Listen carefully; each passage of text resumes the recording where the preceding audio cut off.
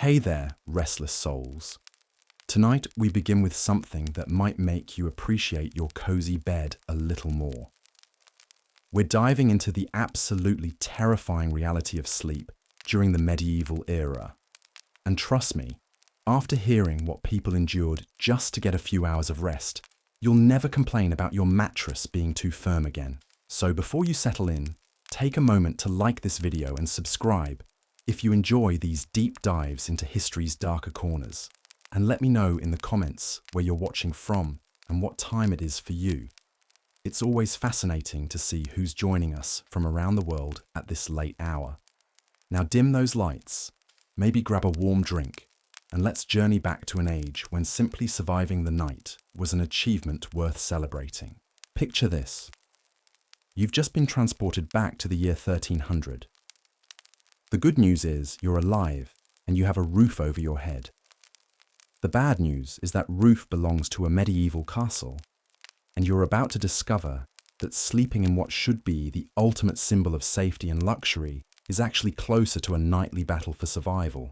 Because here's the thing nobody tells you about medieval castles. They were absolutely freezing. Those massive stone walls that could withstand armies and siege engines had one fatal flaw when it came to comfort. They turned every living space into what was essentially a giant stone refrigerator.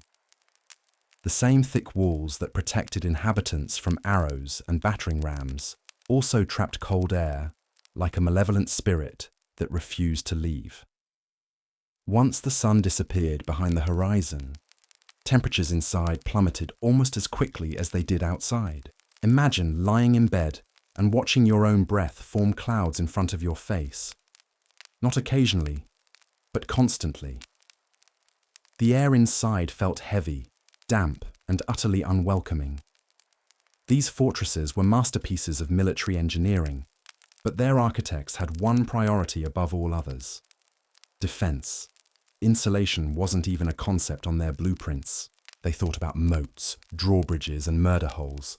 But the idea of keeping residents warm was an afterthought at best. And here's where it gets worse.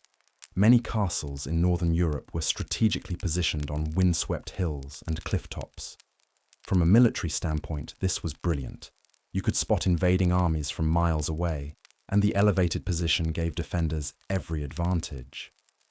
But from the perspective of someone trying to get some sleep, it was basically volunteering to live inside a wind tunnel. Those fierce winds scoured every surface of the castle, forcing icy drafts through gaps in shutters, under doors, and through any crack they could find. The irony is almost cruel. The higher your status, the more likely you were to sleep in one of these elevated chambers, and the higher you went, the worse the wind became. So while peasants in their humble cottages might huddle around a single hearth that could actually warm their small spaces, nobles found themselves shivering in grand chambers so vast that even multiple roaring fireplaces barely made a dent in the cold. Medieval chroniclers wrote about this with a matter-of-fact tone that's almost disturbing. They'd casually mention frost forming inside bedrooms as if it were perfectly normal. And perhaps it was. Some accounts describe waking up to find icicles hanging from bed curtains, or discovering that the water basin had frozen solid overnight. For them, this wasn't worth more than a passing comment. If your chamber didn't develop a thin layer of ice on the walls during January, you were considered fortunate. But people didn't just accept this frozen fate. They developed an entire arsenal of survival strategies that turned bedtime into an elaborate ritual of preparation. Every night became a careful choreography of techniques designed to trap whatever warmth they could manage. The castle might be vast and hostile, but within its walls, families and households learned to create tiny pockets of livable space through sheer ingenuity and determination. The first line of defense was always the bed itself, but not the bed as we know it today. Medieval beds were engineering marvels designed specifically for survival. The massive four-poster beds you might have seen in movies weren't just for show. They were sophisticated machines for creating microclimates. These towering wooden frames, often carved from oak and standing as tall as a person, supported heavy canopies that could be completely enclosed with thick curtains. Think of it as building a tent inside your bedroom. Once those curtains were drawn, you created a smaller space where your body heat, your breath, and the warmth from thick blankets could actually accumulate instead of disappearing into the cavernous chamber beyond. The difference could be dramatic. While the main room might hover just above freezing, the space inside the bed curtains could feel almost tolerable. These weren't light decorative fabrics either. The curtains were heavy wool, or even leather, designed to create an actual barrier against the cold. Some wealthy families used curtains that were waxed or treated with oils to make them even more effective at blocking drafts. When you pulled them closed, they created darkness and muffled sound, giving the illusion of privacy in rooms that were rarely truly private. But the bed frame itself was just the beginning. What you slept on determined whether you'd wake up refreshed or feeling like you'd been beaten with clubs. The wealthy had feather beds, massive sacks stuffed with goose or duck down that could be so thick they raised you nearly a foot above the bed frame. These were like sleeping on clouds, soft and incredibly warm as they trapped body heat. However, feather beds came with their own problems. They could be so thick that people literally sank into them and had trouble getting out. Some complained of waking up drenched in sweat even in winter because the feathers trapped too much heat. There are amusing accounts of guests struggling to climb out of feather beds, like they were quicksand made of comfort. For most people, though, the reality was far humbler. Straw ticks were the standard, large cloth sacks filled with straw, hay, or dried reeds. These provided some cushioning and lifted you off the stone floor, but they came with significant drawbacks. Straw flattened quickly, poked through the fabric, and became a paradise for fleas, lice, and mice. Households had to regularly beat their mattresses, literally attacking them with sticks to fluff up the straw and drive out unwanted residents. The smell alone would shock modern sensibilities.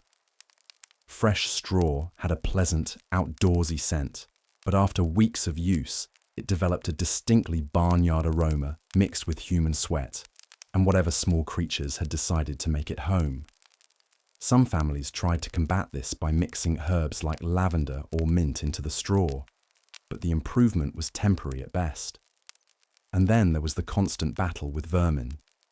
Medieval beds were ecosystems unto themselves, teeming with life that residents definitely didn't invite. Fleas were so common that people simply accepted them as part of life. Lice made their homes in hair and clothing, and bedbugs turned sleep into a nightly assault. People developed elaborate rituals for trying to control these pests, from hanging certain herbs around the bed to periodically burning sulfur in empty rooms. The floors beneath these beds were another challenge entirely. We're not talking about hardwood or even rough planks. Most medieval floors were simply packed earth covered with rushes, dried grasses and reeds scattered across the ground. When fresh, they provided some insulation and absorbed spills, but they quickly became foul as food scraps, spilled drinks, and various bodily fluids soaked in. These rush-covered floors became their own ecosystems, home to mice, insects, and bacteria. The smell could be overwhelming, a mixture of decomposing plant matter, food waste, and human activity. Some households tried to combat this by sprinkling herbs among the rushes, but it was like putting perfume on a garbage dump. The underlying problems remained, yet for all these challenges, the rushes served an important purpose. They provided a crucial layer of insulation between human feet and the stone floors that radiated cold like blocks of ice. Walking barefoot across stone in winter could be genuinely dangerous, leading to frostbite and chilblains. The rushes, foul though they became, were literally a barrier between comfort and injury. Clothing became armor in this nightly battle against the cold. Medieval people didn't change into light pajamas before bed. Instead, they layered on more clothes, not fewer. The standard bedtime attire was a long linen nightshirt, But that was just the beginning. Over that went additional woolen tunics, cloaks, and layers upon layers of whatever fabric could be found. Perhaps most importantly, they wore caps to bed. These weren't fashion statements, but essential survival gear. Medieval medicine correctly understood that significant body heat escaped through the head, so covering it was non-negotiable. These nightcaps were tied securely under the chin and often lined with fur or extra wool. Manuscripts from the period show people tucked into bed, looking more like they were prepared for an Arctic expedition than a night's sleep. Every piece of exposed skin was a liability. People wrapped their feet in cloth strips, creating makeshift socks. Hands were often mittened or tucked deep inside sleeves. The goal was to create as few opportunities as possible for body heat to escape into the hostile environment beyond the blankets. But perhaps the most crucial element of medieval sleep survival was understanding that warmth was a shared resource. Sleeping alone was not just lonely, it was dangerous. Body heat was precious, and the more bodies you could gather together, the better your chances of making it through the night. Privacy was a luxury that could literally kill you. Noble families, despite their wealth and status, understood this fundamental truth. Servants often slept in adjoining rooms or even on pallets at the foot of the master's bed. This wasn't primarily about service or security, though those factors played a role. It was about survival. More people in a space meant higher temperatures, even if only by a few degrees that could mean the difference between life and death. The practice extended beyond humans. Dogs became living heaters, valued as much for their warmth as their loyalty. Large breeds like mastiffs were particularly prized because they could provide substantial heat when they curled up at the foot of the bed. The phrase, three-dog night, may be from later folklore, but the concept was very real in medieval times. 1 dog meant manageable cold, 2 meant serious chill, and 3 meant the night was so bitter that even nobles would stack every possible source of heat into their beds. Animals weren't just companions in this frozen nightmare, they were survival equipment with heartbeats. Cats earned their keep by controlling rodent populations, but they also provided warmth when they deigned to share your bed. Sheep and goats, when space allowed, might be brought closer to living areas during the worst storms. Their body heat was substantial, and their presence meant the difference between enduring the night and not seeing morning. But the social dynamics of shared warmth created their own complications. Imagine trying to sleep pressed against strangers, family members, servants, and possibly livestock, all while maintaining some semblance of medieval propriety. Personal space became a deadly luxury. People learned to sleep in specific positions to maximize shared heat, while minimizing the discomfort of elbows, knees, and the occasional kick from a restless sleeper. Children were particularly vulnerable, their small bodies unable to generate sufficient heat. They were typically placed in the middle of sleeping arrangements, surrounded by adults like living shields against the cold. Elderly family members faced similar risks, their aging bodies no longer capable of maintaining warmth effectively. The arrangement of bodies in a medieval bed was strategic, with the most vulnerable protected by those better able to withstand the cold. And then there was the constant, exhausting work of maintaining fire. This wasn't just about lighting a few logs and forgetting about them. Medieval fires required round-the-clock attention, especially during the depths of winter. Someone had to wake every few hours to add fuel, stir the embers, and ensure the flames didn't die completely. Because once a fire went out, reigniting it in the middle of a freezing night was a monumental task. Fire-making tools were primitive by our standards. No matches, no lighters, just flint, steel, and tinder that might be damp from the humid conditions inside stone walls. Creating sparks in the dark while your hands were numb with cold was a skill that could mean the difference between warmth and catastrophe. Many households assigned fire duty in shifts, with family members taking turns throughout the night to tend the flames. The consequences of letting a fire die were severe. Not only would temperatures plummet, but restarting required precious resources. Fuel was expensive and sometimes scarce. Wealthy households might burn through wagon loads of wood in a single winter week, while poorer families rationed every stick and splinter. The social hierarchy often determined who got to sleep closest to the fire, with age, status, and health, all factoring into the nightly arrangement of bodies around the hearth. But fires brought their own terrors. The same flames that provided life-saving warmth also posed constant danger in rooms filled with fabric, straw, and wooden furniture. Sparks could ignite bed curtains, rushes could smoulder and spread flames across floors, and the heavy smoke could suffocate sleepers before they even realized there was danger. Medieval chronicles are filled with accounts of devastating fires that began in sleeping chambers. Entire castles could be reduced to ash because someone placed a candle too close to fabric, or because shifting logs sent sparks beyond the hearth. The irony was cruel. The very thing that kept you alive could also kill you, and the margin for error was razor thin. Smoke was an even more insidious enemy than flame. Medieval fireplaces were crude affairs with poor draft control. Smoke didn't always rise politely up the chimney. It could fill rooms, creating a haze that stung eyes, burned throats, and left everything coated in a layer of soot. People learned to live with constant smoke exposure, but it took a toll on their health. Respiratory problems were common, and the inside of most medieval buildings were perpetually stained black. The wealthy tried to combat smoke with architectural solutions.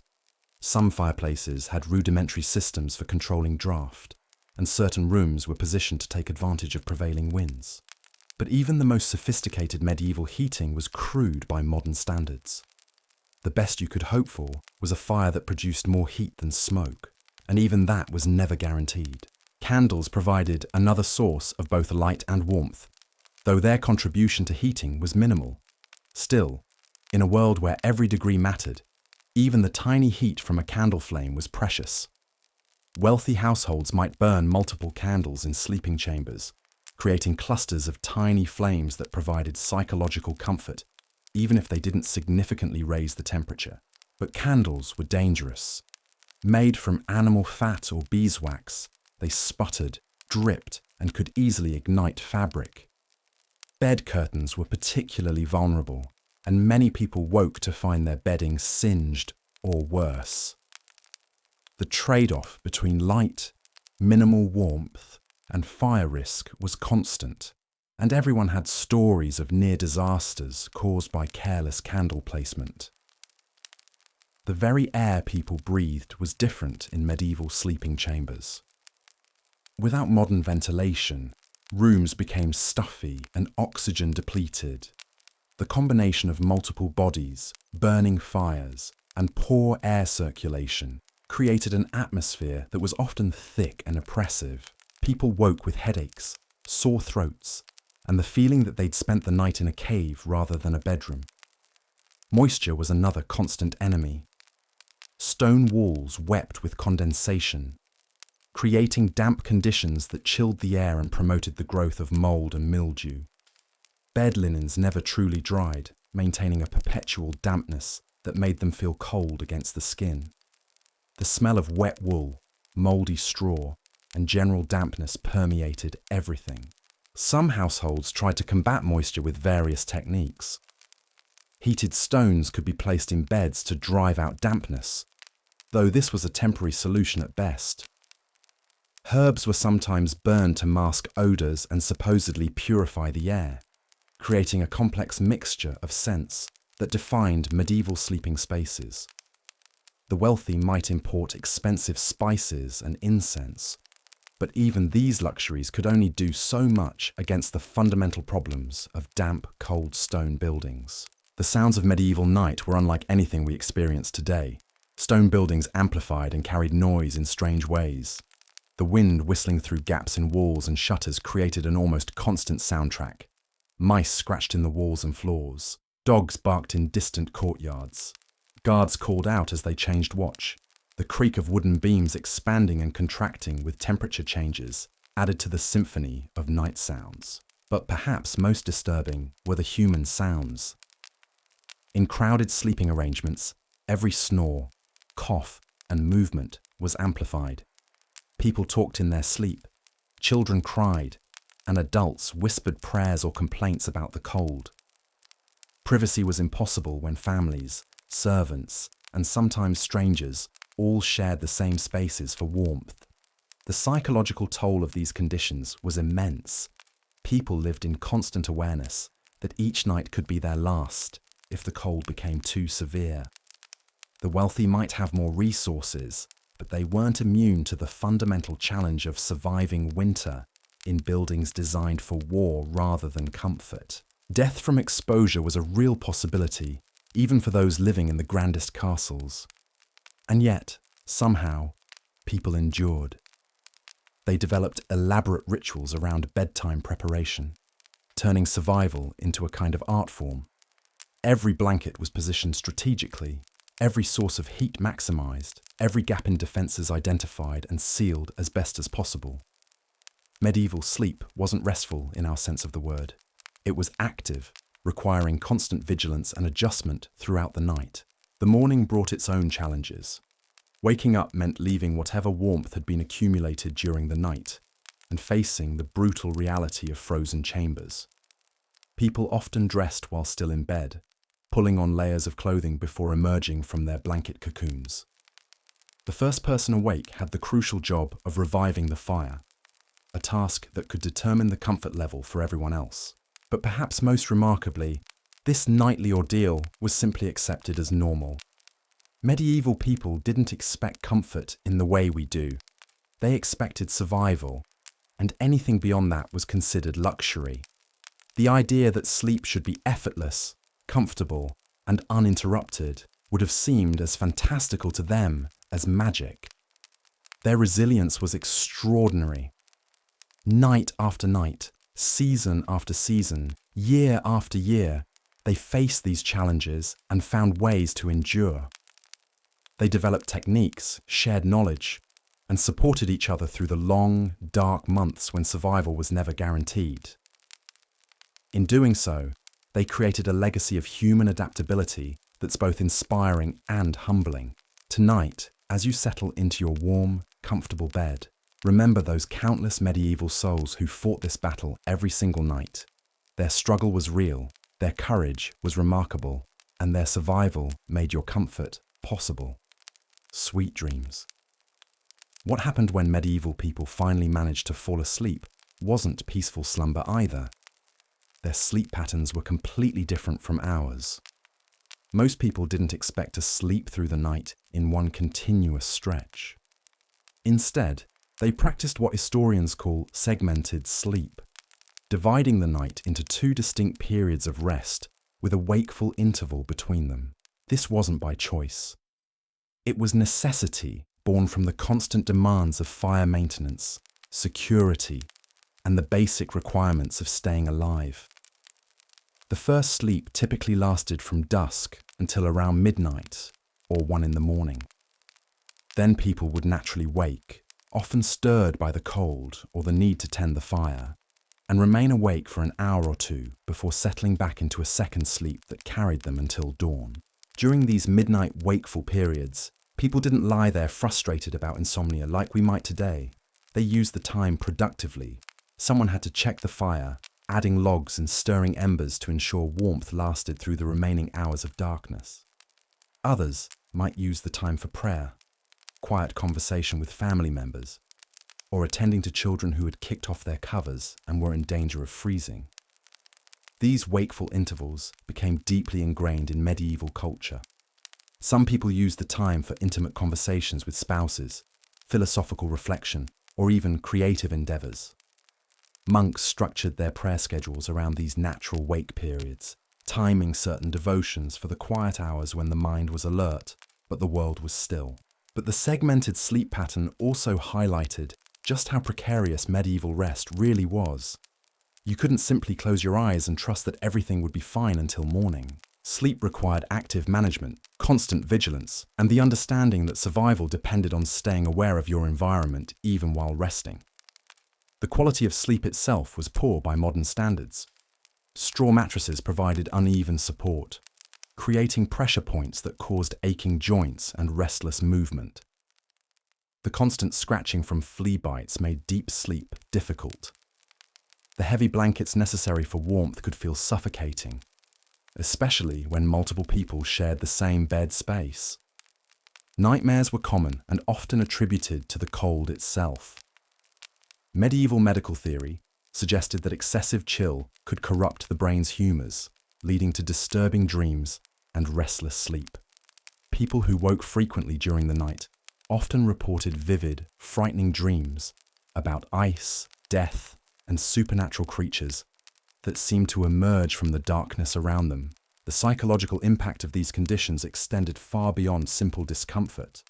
Living with constant cold created a kind of low-level trauma that affected mental health in ways medieval people couldn't fully understand. The stress of never feeling truly warm, never feeling completely safe from the elements, wore down emotional resilience over time. Seasonal depression was a very real phenomenon, though they didn't have a name for it. The combination of long dark winters, inadequate nutrition, poor air quality from constant smoke exposure, and the grinding fatigue of never getting proper rest created what we might recognize today as clinical depression. Medieval physicians attributed these dark moods to imbalanced humours, but their prescribed treatments often made things worse. Children suffered particularly during these harsh sleeping conditions. Their smaller bodies couldn't generate enough heat to stay warm independently, making them entirely dependent on adults for survival. Many children didn't survive their first winter, succumbing to respiratory infections, hypothermia, or simple exhaustion from fighting the cold night after night. Those who did survive often bore permanent effects. Chronic chilblains left fingers and toes damaged. Respiratory problems from smoke exposure lasted lifetimes. Growth could be stunted by poor nutrition and constant stress from cold exposure.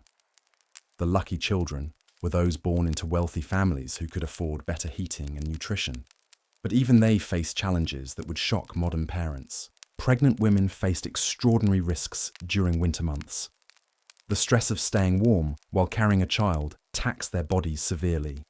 Malnutrition was common when food stores ran low, and the constant exposure to smoke and poor air quality endangered both mother and developing baby.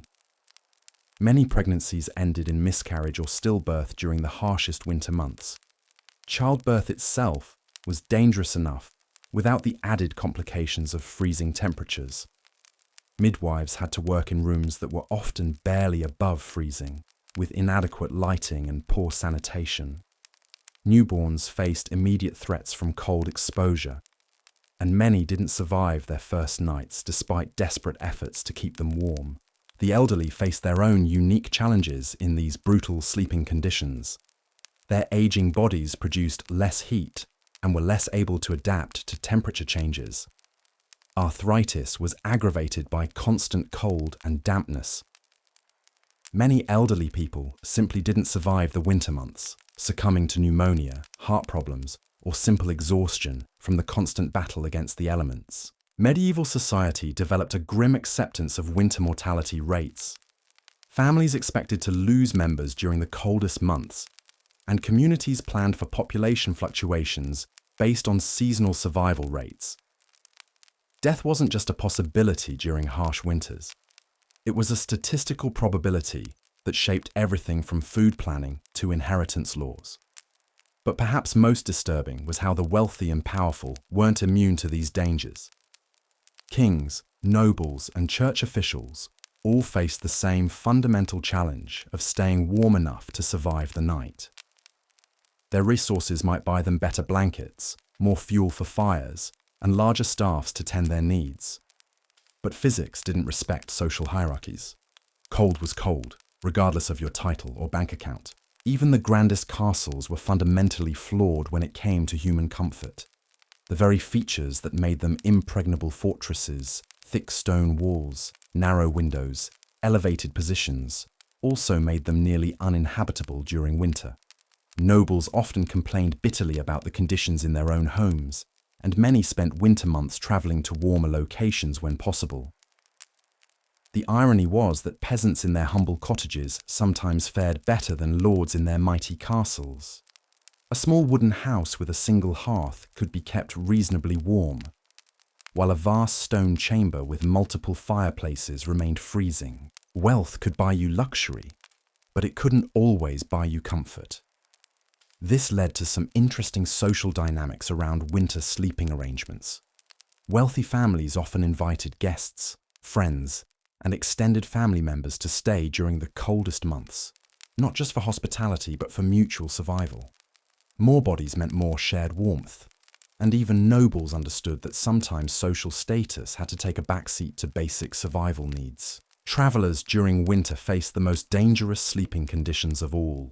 Away from familiar hearths and established arrangements, they had to rely on the hospitality of strangers or the dubious comfort of roadside inns. Many travelers simply didn't survive winter journeys. Their bodies found frozen along roadsides when the spring thaw revealed the winter's casualties.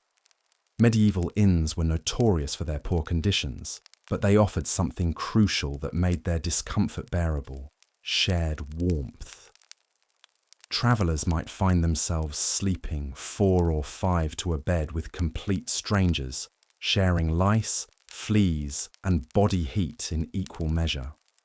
Privacy was impossible, comfort minimal, but survival more likely than facing the night alone. Some inns were so poorly heated that guests actually preferred sleeping in the stables with the horses and livestock.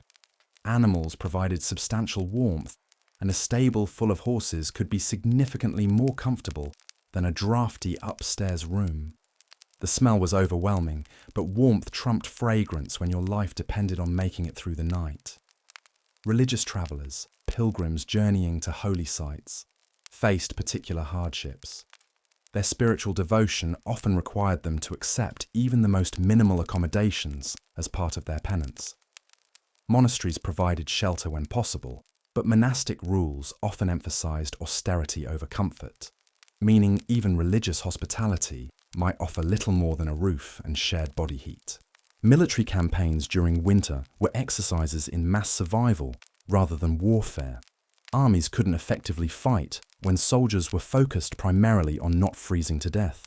Commanders had to balance military objectives against the simple reality that their troops might not survive long enough to be effective if adequate winter quarters couldn't be secured.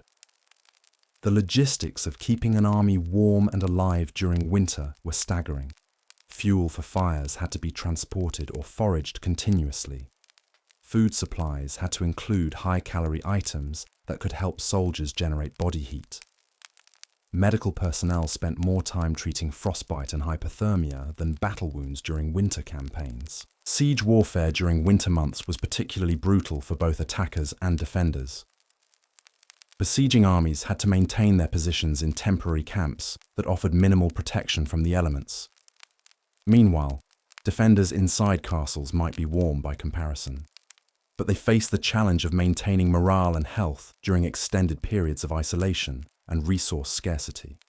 The psychological warfare of winter sieges was often more effective than traditional military tactics. Cutting off fuel supplies to a besieged castle could be more devastating than catapult attacks. Defenders who couldn't stay warm couldn't fight effectively, and attackers who could outlast the winter often won through attrition rather than assault. Naval warfare was virtually impossible during winter months in most regions. Ships couldn't be adequately heated, and sailors faced conditions that were often unsurvivable. Most naval activities ceased during the coldest months, with fleets hauled up on shore and crews dispersed to warmer quarters until spring made sailing feasible again. Trade and commerce ground to a halt in many regions during the worst winter weather. Merchants couldn't transport goods safely when the primary concern was personal survival. Market towns might see no new goods for months at a time, leading to shortages that compounded the misery of winter survival. The economic impact of medieval winter sleeping conditions extended far beyond individual discomfort. Productivity plummeted when people were exhausted from poor sleep and weakened by constant cold exposure. Craftsmen worked slower, farmers couldn't maintain their animals properly, and scholarly work suffered when scribes couldn't hold pens with numb fingers. Educational activities often ceased entirely during the harshest months.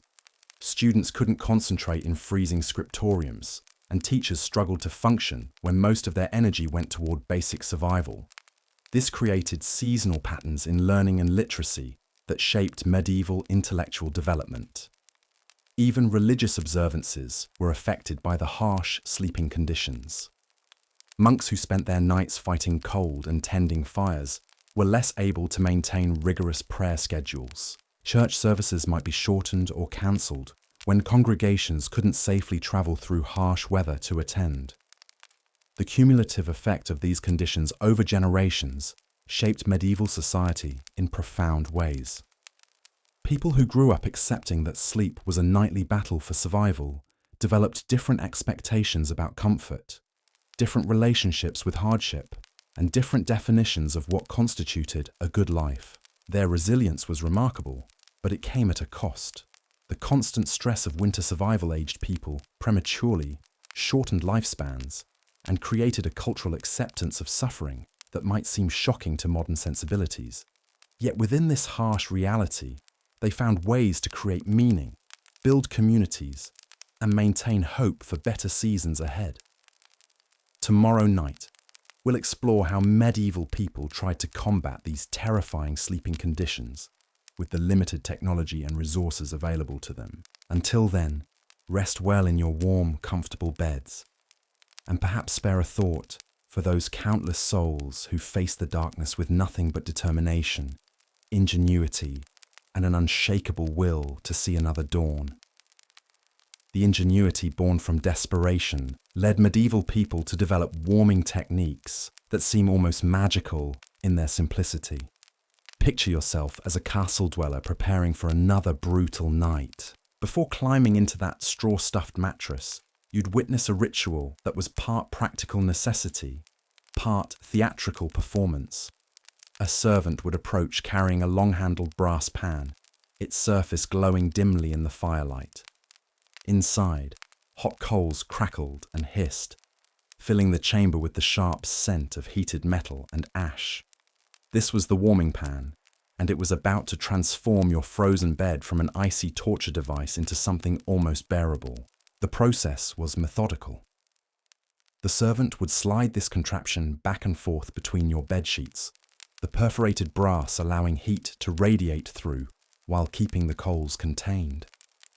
Steam would rise from the fabric as moisture evaporated, and for a few precious minutes, your bed would feel like it had absorbed some essence of summer itself. But this luxury came with genuine terror.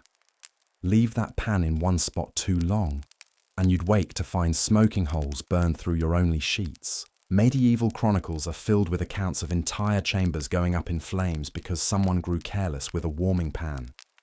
Imagine the horror of escaping your freezing bed only to find it consumed by the very thing meant to comfort you. The wealthy had another weapon in their arsenal against the cold: hot stones. These weren't just any rocks picked up from the courtyard. Specific stones were chosen for their ability to retain heat without cracking under extreme temperatures. They'd be heated in the fire until they glowed, then carefully wrapped in layers of cloth and positioned strategically throughout the bed. The sensation must have been extraordinary after hours of shivering.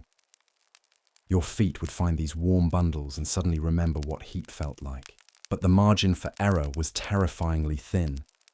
Wrap a stone inadequately, and you'd wake with severe burns. Let it cool too much before wrapping, and it provided no benefit. Get the temperature wrong, and you might find your bedding smouldering around you. Some households experimented with heated sand, filling leather pouches with grains warmed by the fire. Sand held heat longer than stone and conformed to body shapes, creating custom-fitted warmth that could last for hours.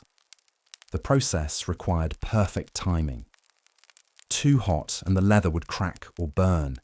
Too cool and you'd gained nothing but extra weight in your already heavy bedding. The preparation of these warming devices became a specialized skill. Servants who excelled at it were highly valued, their knowledge passed down through generations like trade secrets.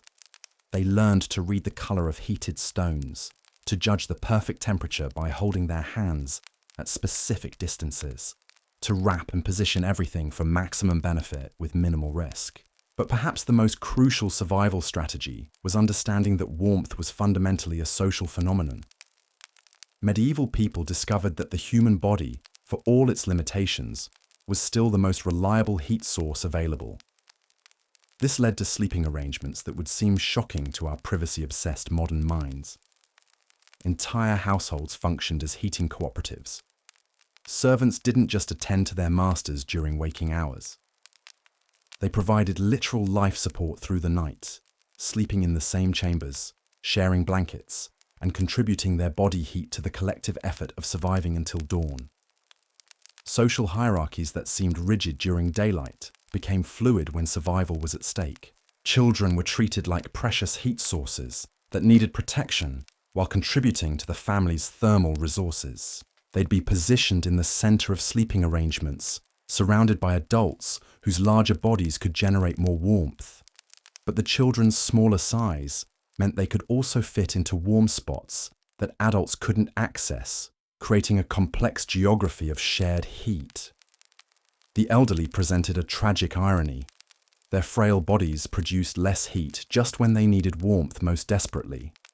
Families developed elaborate strategies for keeping aging relatives alive through winter nights. Grandparents might sleep closest to fires, wrapped in the finest available furs, attended by younger family members whose only job was ensuring the old ones saw morning. Pregnant women faced their own specialized challenges. Their changing bodies needed more warmth, but their increased size made sharing sleeping spaces more difficult.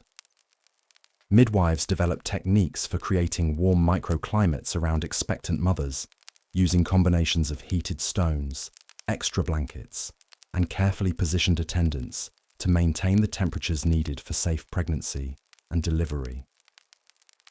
Animals weren't just companions in this frozen nightmare. They were integrated into the heating system like living furnaces. Dogs weren't merely pets. They were thermal equipment with personalities.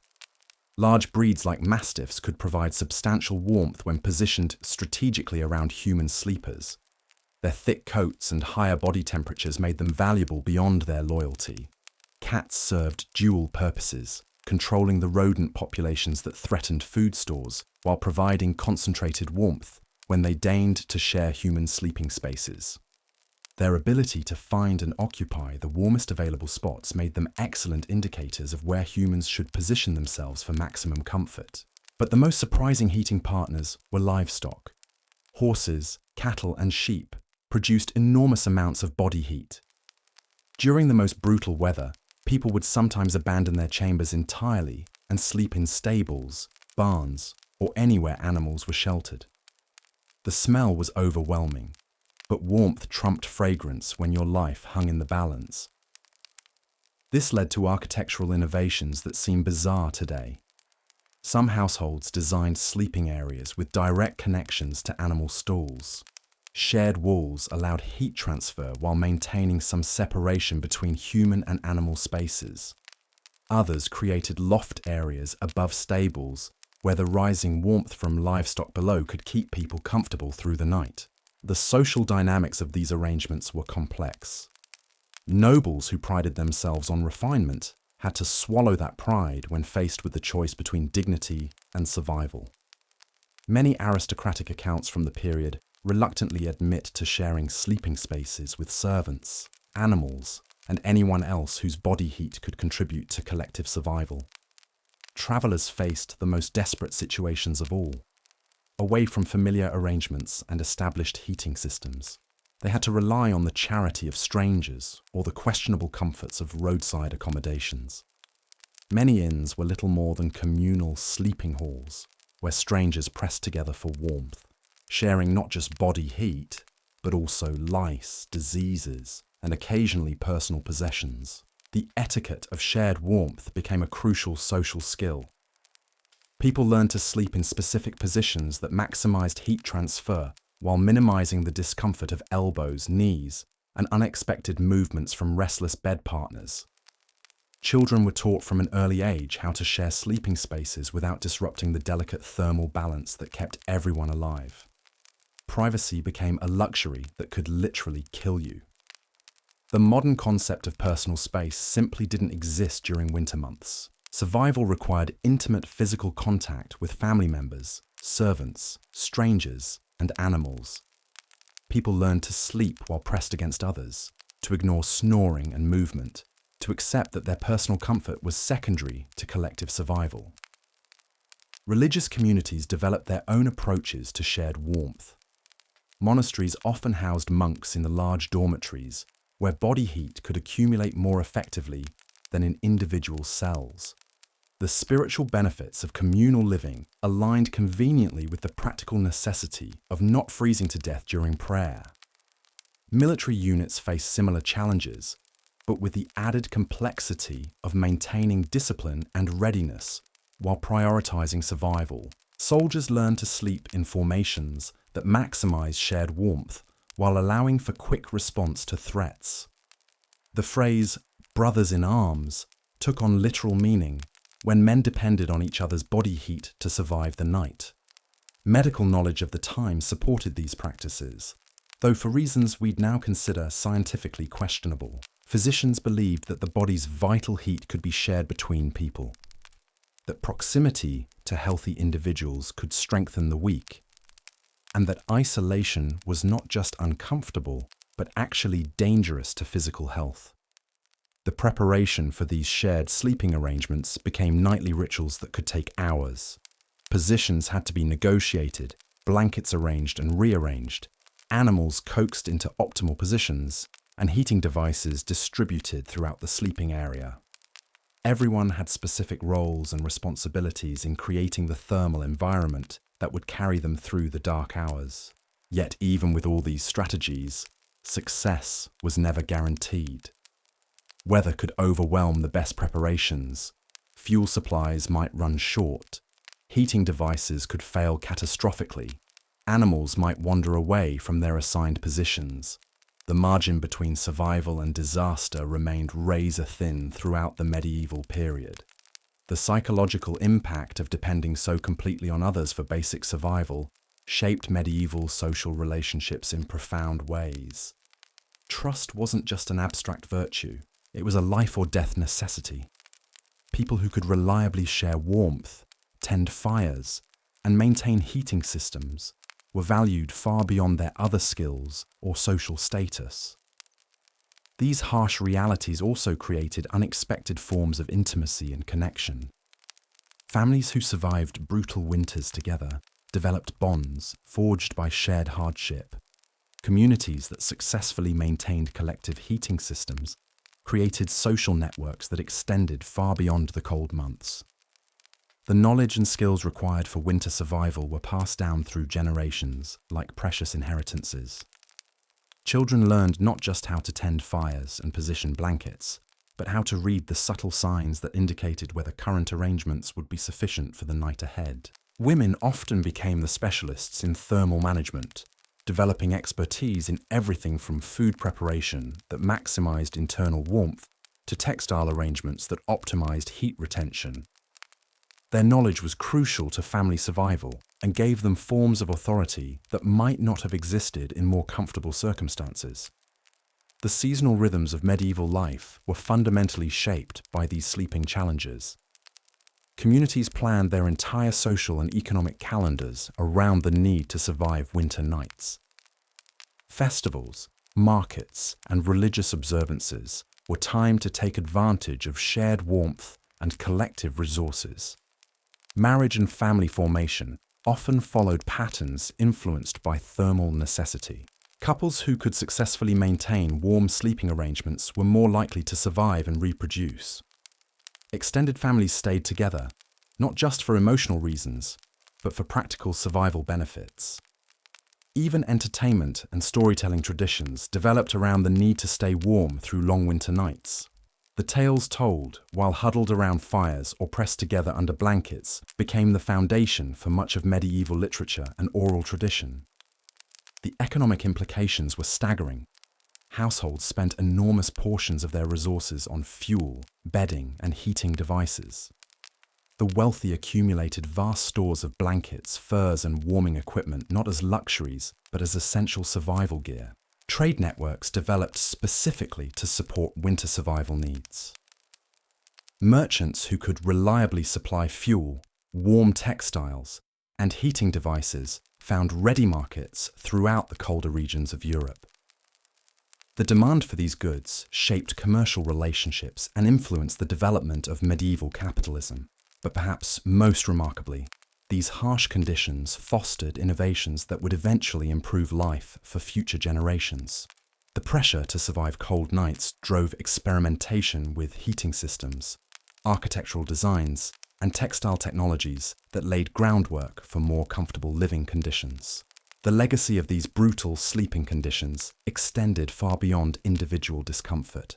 They shaped cultural values, social structures, and technological development in ways that influenced European civilization for centuries. The resilience, cooperation, and ingenuity required to survive medieval winters became part of the cultural DNA that would eventually enable societies to build the comfortable world we inhabit today. As we continue our journey through these dark medieval nights, remember that every technique, every arrangement, every desperate measure was born from the fundamental human drive to see another sunrise. These people didn't just endure, they innovated, adapted, and ultimately triumphed over conditions that would challenge even modern survival experts. Their stories remind us that comfort is not a given but an achievement, that warmth is not just physical but social, and that the human capacity for adaptation in the face of seemingly impossible challenges remains one of our species' most remarkable characteristics. The morning brought its own unique torment. After surviving another night of medieval sleep warfare, waking up wasn't the relief you might imagine.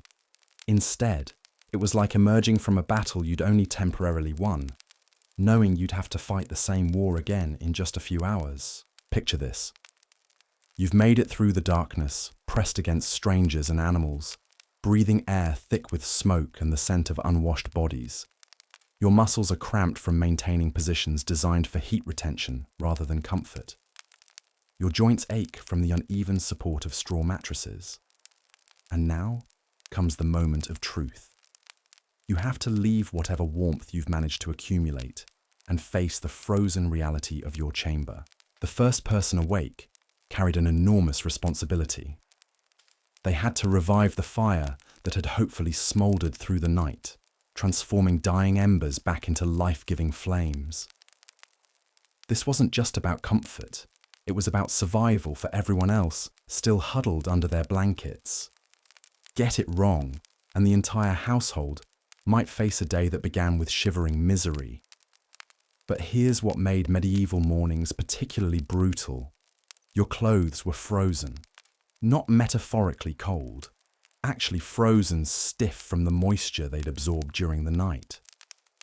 Putting on a tunic that had turned into something resembling cardboard was an exercise in both physical discomfort and mental fortitude. Fabric that should bend and flow instead cracked and scratched against skin already tender from the night's ordeal. Water for washing was often solid ice. The basin beside your bed, filled hopefully the evening before, might contain a block so thick you'd need to break it with tools just to splash your face.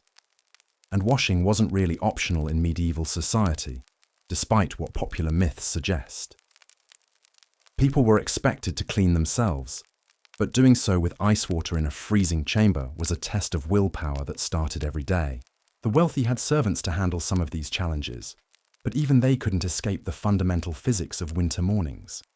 Your personal attendant might break the ice in your wash basin, but they couldn't make the water warm without fire. They might lay out your clothes, but they couldn't prevent them from feeling like frozen armor when you put them on. Food presented another morning challenge. Breakfast in medieval times wasn't the hearty, warming meal you might hope for after such a brutal night. Most people ate simple fare that had often cooled to room temperature, which in winter meant nearly frozen. Bread became hard as stone, porridge congealed into unappetizing lumps, and any liquid refreshment carried the risk of actually being partially frozen. Yet people developed strategies for making these harsh mornings bearable. Some households prepared warm drinks the night before, keeping them covered near the fire so they'd still be drinkable at dawn.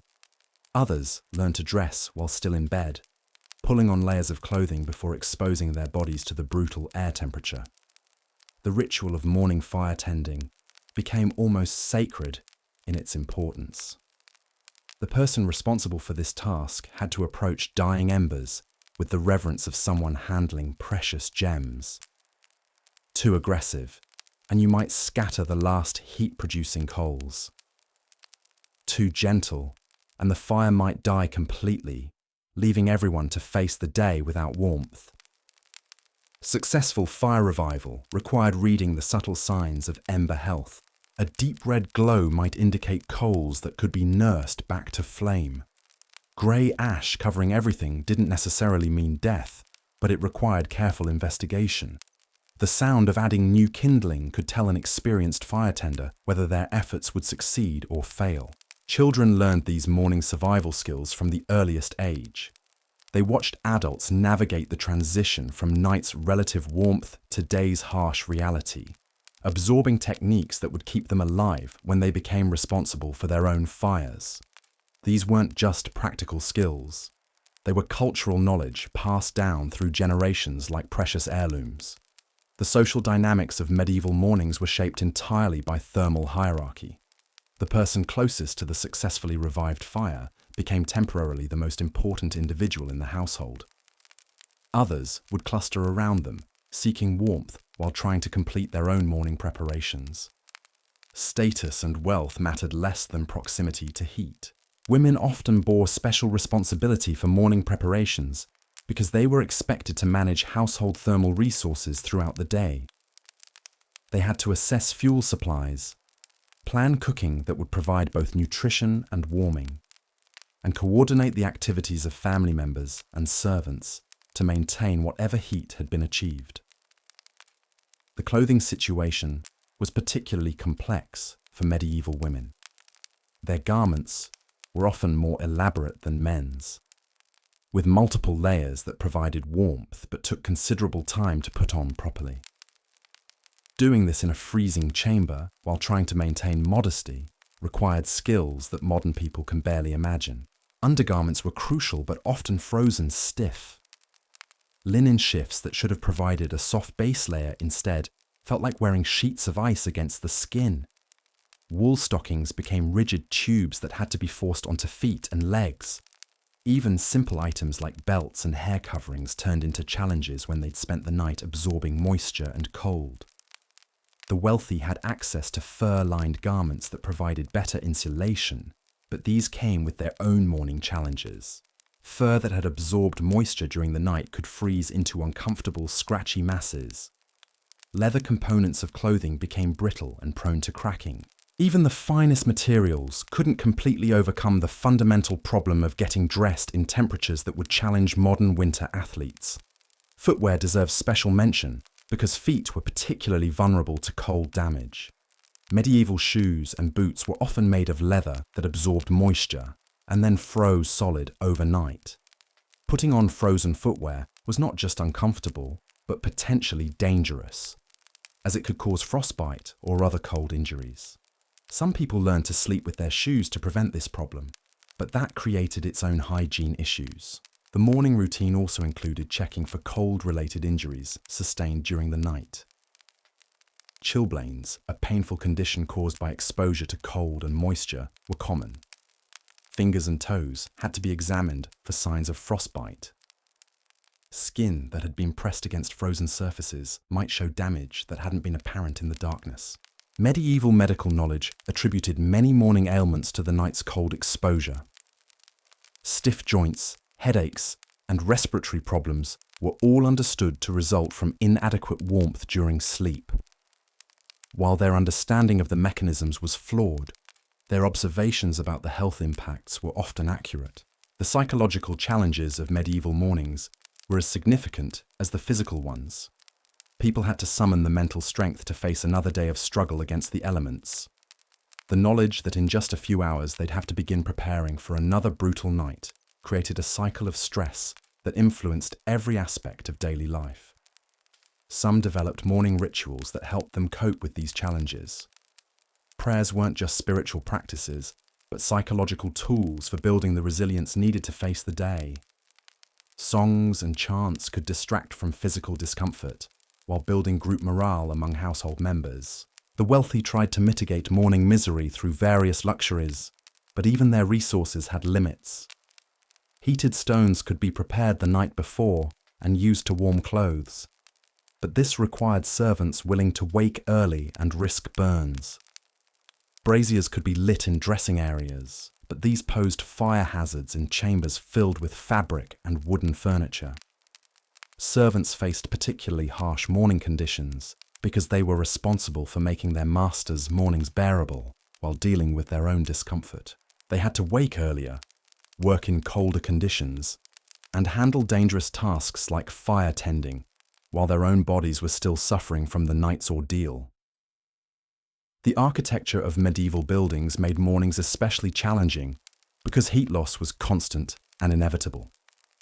Stone walls that had absorbed cold during the night continued radiating chill well into the day. Windows without glass allowed drafts to penetrate living spaces. High ceilings meant that any warm air generated immediately rose away from human occupants. Breakfast preparation became a race against time and temperature. Cooks had to revive kitchen fires, prepare food that would provide both nutrition and internal warmth, and serve it before everything cooled to inedible temperatures. The timing required to coordinate these activities while working with numb fingers and in freezing conditions demanded exceptional skill.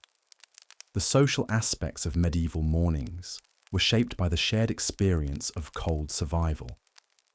Families and households that had endured the night together developed bonds forged by mutual dependence. The person who successfully maintained the fire through the night became a hero. Those who shared body heat generously were remembered and valued. Children's morning experiences were particularly harsh because their smaller bodies were more vulnerable to cold damage. Parents had to balance the need to get children dressed and fed with the reality that exposing them to morning air could be dangerous. Many families kept children in bed longer, using their body heat to warm clothes before dressing them. The elderly faced morning challenges that could be life-threatening. Their reduced circulation and slower metabolisms meant they took longer to warm up after cold nights. Families often assigned younger members to help elderly relatives with morning routines, understanding that independence could be fatal in these conditions.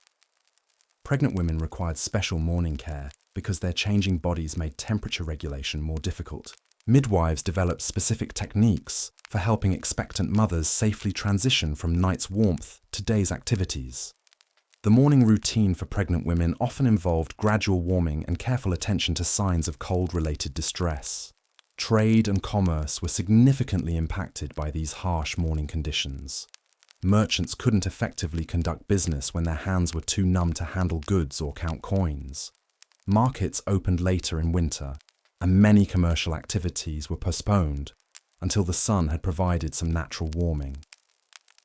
Craft production suffered because artisans couldn't perform detailed work with frozen fingers. Scribes couldn't write when ink froze in their pens. Textile workers struggled with materials that had become stiff and unmanageable overnight. The economic impact of these morning challenges rippled through entire communities. Religious observances had to accommodate the realities of winter mornings. Church services might be delayed until congregations could safely travel and participate. Monks modified their prayer schedules to account for the time needed to become functional after brutal nights. Even spiritual devotion had to bend to the demands of thermal survival. The morning routine gradually became easier as the day progressed, and the sun provided some natural warmth. But this improvement was temporary and psychological as much as physical. Everyone knew that as soon as the sun began to set, they'd have to start preparing for another night of survival challenges.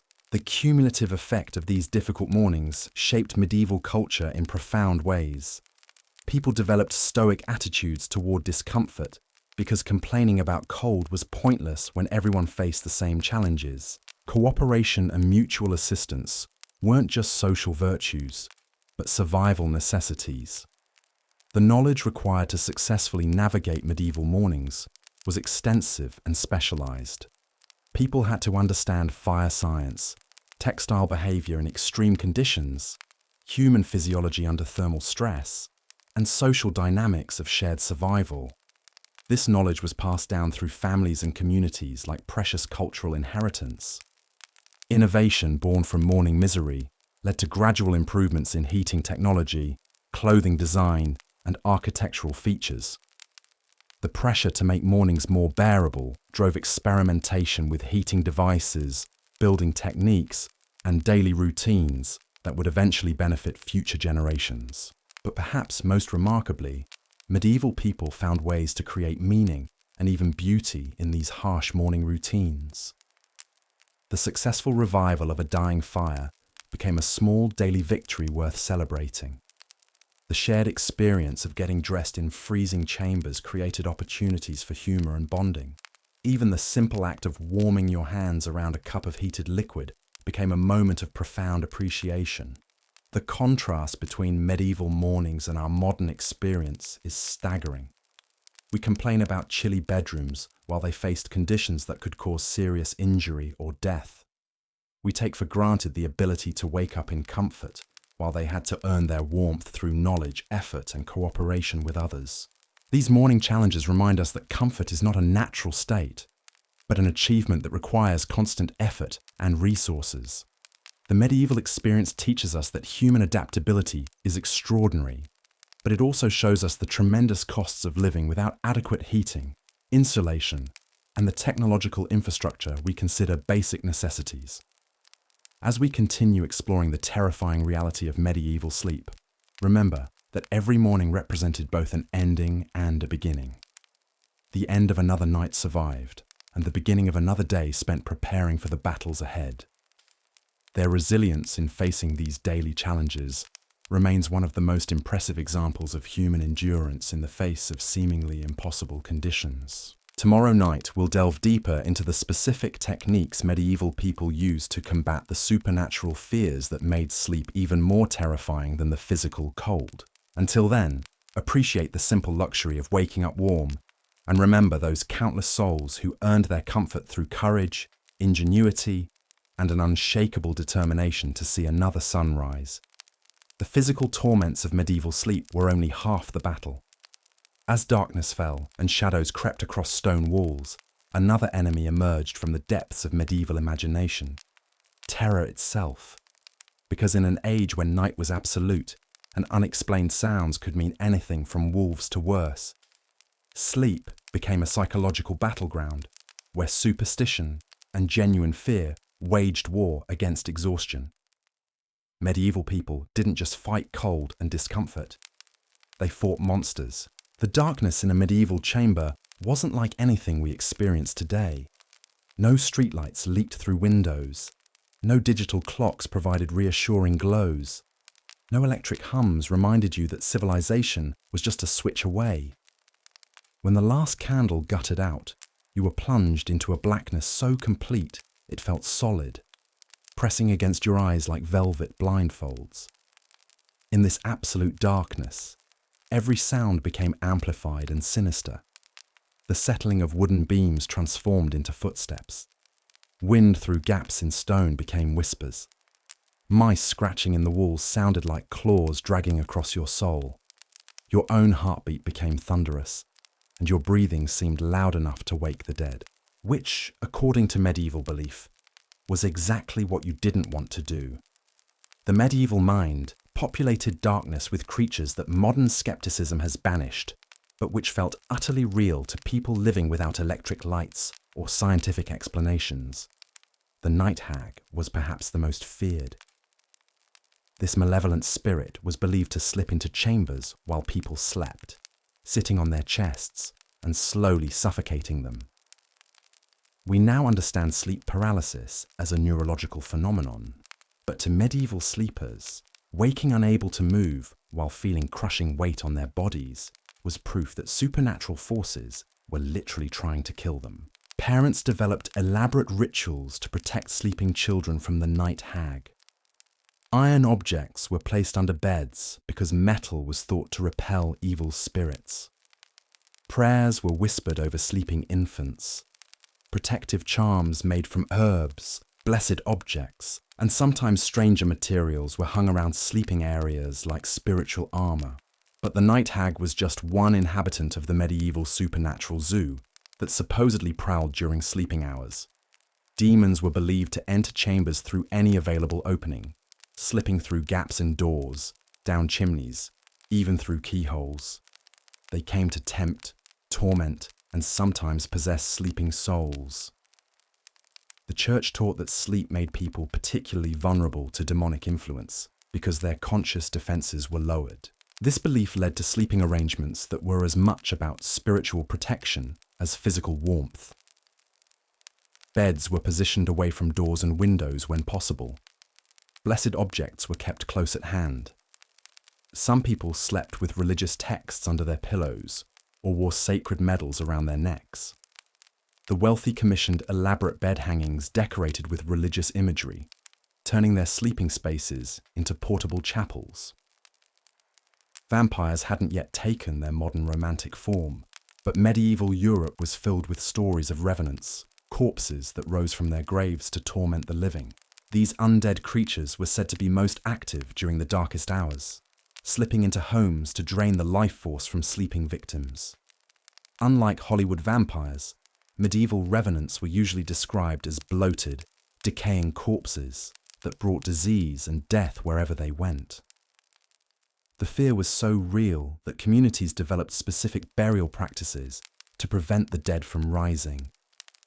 Bodies were sometimes buried face down, so they'd dig deeper into the earth if they tried to claw their way out. Heavy stones were placed on graves.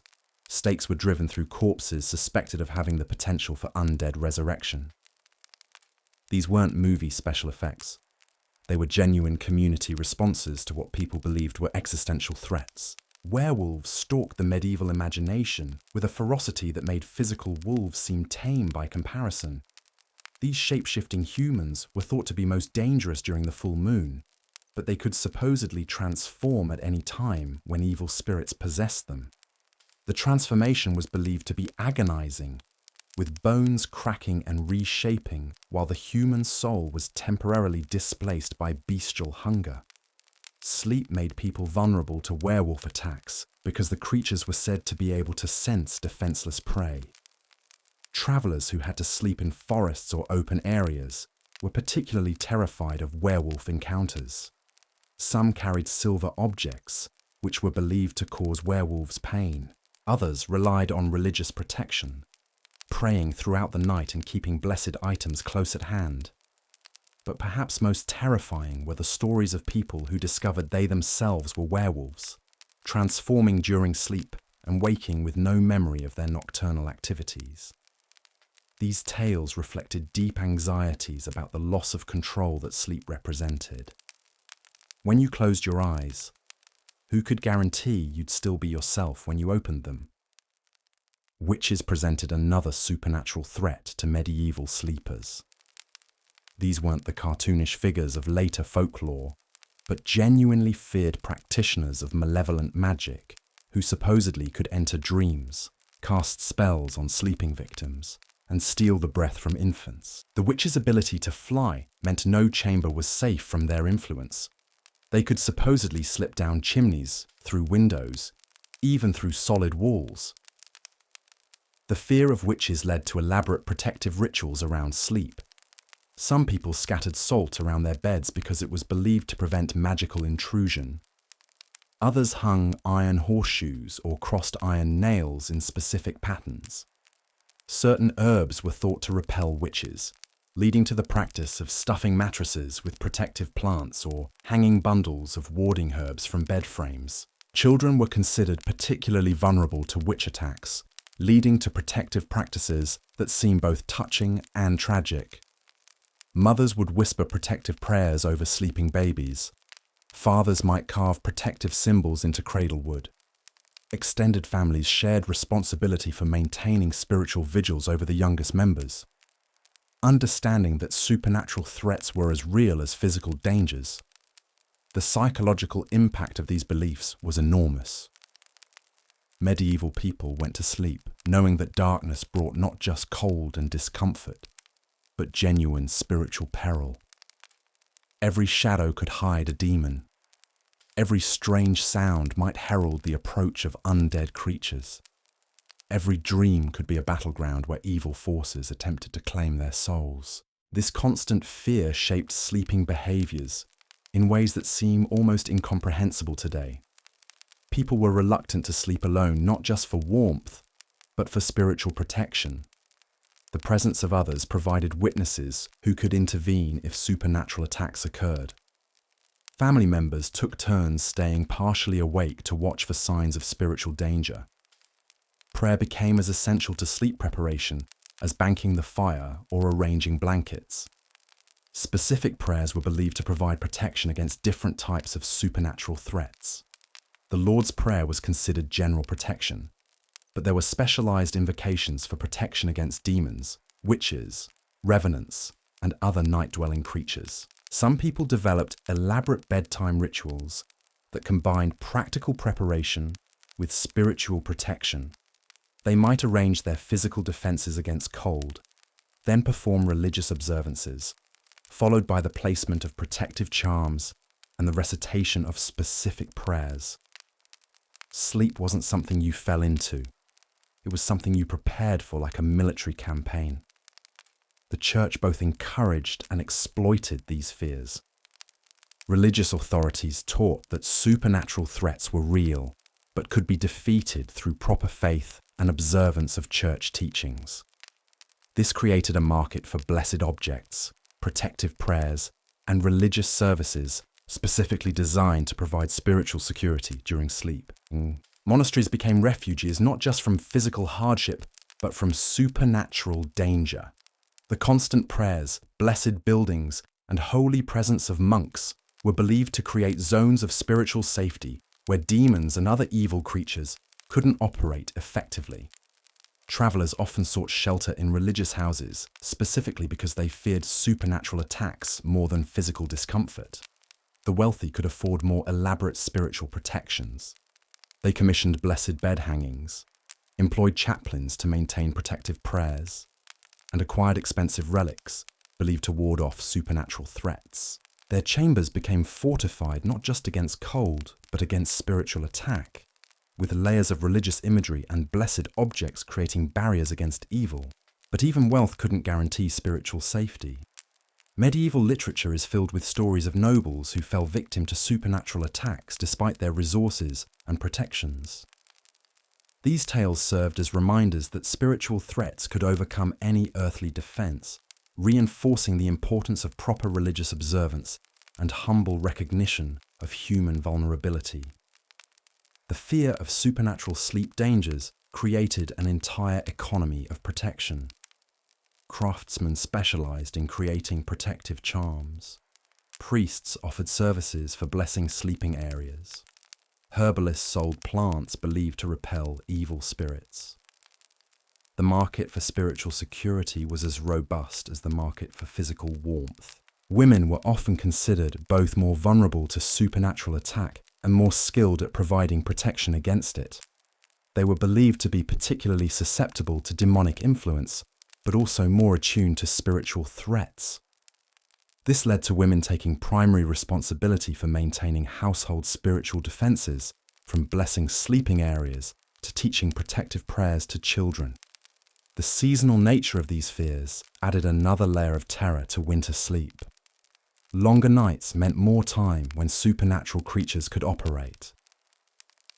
The weakness caused by cold and poor nutrition was believed to make people more susceptible to spiritual attack. Winter wasn't just physically dangerous. It was a season when the forces of evil were thought to be particularly active and powerful. Some regions developed specific supernatural threats associated with winter sleep. Ice demons were said to freeze people to death while they slept. Snow spirits supposedly lured travelers from warm shelters into fatal exposure. Winter witches were believed to be more powerful during the coldest months, able to cast spells that could kill through supernatural cold that no amount of blankets could defeat. The dreams themselves became battlegrounds where spiritual warfare was fought nightly. Medieval people believed that dreams were windows into the spiritual realm where souls could encounter both divine visions and demonic temptations. Nightmares weren't just unpleasant experiences, but potential evidence of supernatural attack or spiritual weakness. This led to careful attention to dream content and meaning. People who experienced recurring nightmares might seek help from priests or wise women who specialized in interpreting spiritual significance. Certain dream images were considered omens of supernatural danger, leading to additional protective measures or religious interventions. The cumulative psychological toll of these beliefs was staggering. Medieval people lived in constant awareness that sleep made them vulnerable to threats that could damage not just their bodies, but their eternal souls. The physical challenges of staying warm through brutal nights were compounded by spiritual terror that made rest nearly impossible, even when physical comfort could be achieved. Yet somehow, people adapted even to supernatural terror. They developed coping mechanisms that allowed them to function despite constant fear.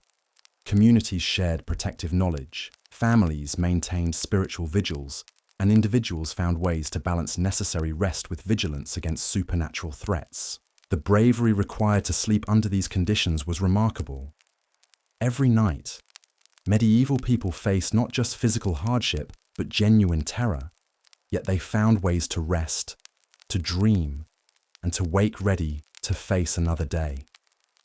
Their courage in confronting both visible and invisible dangers remains one of the most impressive aspects of medieval resilience. Religious festivals and holy days provided temporary relief from supernatural fears. These occasions were believed to be times when divine protection was particularly strong and evil forces were weakened. People looked forward to these nights as opportunities for genuinely restful sleep, free from the constant vigilance that characterized ordinary evenings. The communal aspects of supernatural protection created social bonds that extended far beyond practical cooperation for warmth. Families and communities that successfully maintained spiritual defenses developed trust and solidarity that influenced all aspects of medieval life. Shared spiritual vigilance created relationships based on mutual protection against both earthly and otherworldly threats. The knowledge required to protect against supernatural sleep dangers was as complex and specialized as the techniques for staying physically warm. People had to learn protective prayers, understand the properties of various blessed objects, recognize signs of supernatural threat, and coordinate spiritual defenses with practical survival measures. This spiritual knowledge was passed down through generations like precious inheritance. Children learned protective rituals alongside practical skills, understanding that their survival depended on mastering both physical and spiritual defense techniques. The transmission of this knowledge created cultural continuity that helped communities maintain their protective traditions across centuries. The economic impact of supernatural sleep fears was substantial. Resources that could have been used for comfort or practical improvements were diverted to spiritual protection. The market for blessed objects, protective services, and supernatural security represented a significant portion of medieval commerce, especially during the winter months when fears were most acute. Innovation in spiritual protection paralleled developments in physical comfort technologies. New protective techniques were developed, tested, and refined based on their perceived effectiveness against supernatural threats. The pressure to find better spiritual defenses drove creativity and experimentation that influenced religious practices and folk traditions. The intersection of supernatural fears with practical survival challenges created a unique medieval sleep culture that was unlike anything before or since. People had to simultaneously battle cold, discomfort, and genuine terror while trying to achieve the rest necessary for survival. The complexity of managing these multiple threats required skills, knowledge, and courage that modern people can barely comprehend. But perhaps most remarkably, medieval people found ways to create beauty, meaning, and even comfort within this framework of terror and hardship. The protective prayers became cherished traditions. The blessed objects became family treasures. The shared vigils became opportunities for bonding and storytelling that enriched community life, even in the midst of fear and suffering. Their ability to find light within such darkness, both literal and metaphorical, speaks to human resilience that transcends any particular historical period. These people faced nightly battles against forces both natural and supernatural, yet they maintained hope, created culture, and built the foundations for the more comfortable world we inhabit today. As we continue exploring the terrifying reality of medieval sleep, remember that their fears were as real to them as our modern anxieties are to us. The difference is that they face their terrors with tools we might consider inadequate while displaying courage that remains inspiring across the centuries. The supernatural threats that haunted medieval sleep weren't just abstract fears. They manifested in physical symptoms that people experienced and had to explain without modern medical knowledge. Sleep paralysis became proof of demonic attack. Night terrors confirmed the presence of evil spirits. Sleep apnea was evidence of supernatural suffocation attempts. These misunderstood medical conditions, combined with the harsh physical conditions of medieval sleep, created a perfect storm of terror that made rest genuinely dangerous for psychological as well as physical reasons. People who already faced hypothermia, smoke inhalation, and various injuries from their sleeping arrangements now had to cope with the additional stress of believing they were under supernatural assault. The treatment of sleep disorders reflected this supernatural interpretation of symptoms. Instead of medical intervention, people suffering from sleep problems received spiritual counseling, religious rituals, and supernatural protection measures. While these approaches might have provided psychological comfort, they did nothing to address underlying medical issues, creating cycles of fear and symptoms that could persist for years. Women were often blamed for supernatural sleep disturbances, either as victims who had somehow invited attack through spiritual weakness, or as perpetrators who were using witchcraft to cause problems for others. This gender-based interpretation of sleep disorders created additional social pressures that made rest even more difficult for medieval women, who already faced unique challenges related to pregnancy, childbirth, and domestic responsibilities. Children's sleep disturbances were interpreted through the lens of supernatural vulnerability, leading to protective measures that might have been psychologically harmful, even when they were intended to provide security. Young people who experienced nightmares or sleep problems might be subjected to exorcism rituals, intensive prayer sessions, or isolation measures that increased rather than decreased their psychological distress. The social consequences of being identified as someone suffering from supernatural sleep attacks could be devastating. Communities might ostracize individuals believed to be cursed or possessed. Families might abandon members thought to be bringing supernatural danger into the household. Economic opportunities could disappear for people whose sleep problems were interpreted as evidence of spiritual contamination. Yet within this framework of terror and misunderstanding, medieval people developed some approaches that accidentally provided genuine help. The emphasis on community support meant that people suffering from sleep problems weren't left to cope alone. The focus on spiritual comfort provided psychological resources that might have had real benefits even when the underlying supernatural beliefs were incorrect. The seasonal variation in supernatural fears reflected real changes in sleep challenges throughout the year. Winter's longer nights, colder temperatures, and increased social isolation did create conditions where sleep disorders were more likely to develop or worsen. While the supernatural explanations were wrong, the observation that sleep problems increased during certain seasons was accurate. Religious institutions played complex roles in managing supernatural sleep fears. While church teachings often reinforced beliefs about demonic threats and spiritual vulnerability, religious communities also provided practical support, shelter, and psychological comfort that helped people cope with sleep difficulties. Monasteries and convents became refuges where people could find both physical safety and spiritual reassurance. The development of protective rituals around sleep created structure and routine that might have had genuine psychological benefits. The process of performing elaborate bedtime preparations could serve as relaxation techniques, even when the underlying beliefs about supernatural protection were unfounded.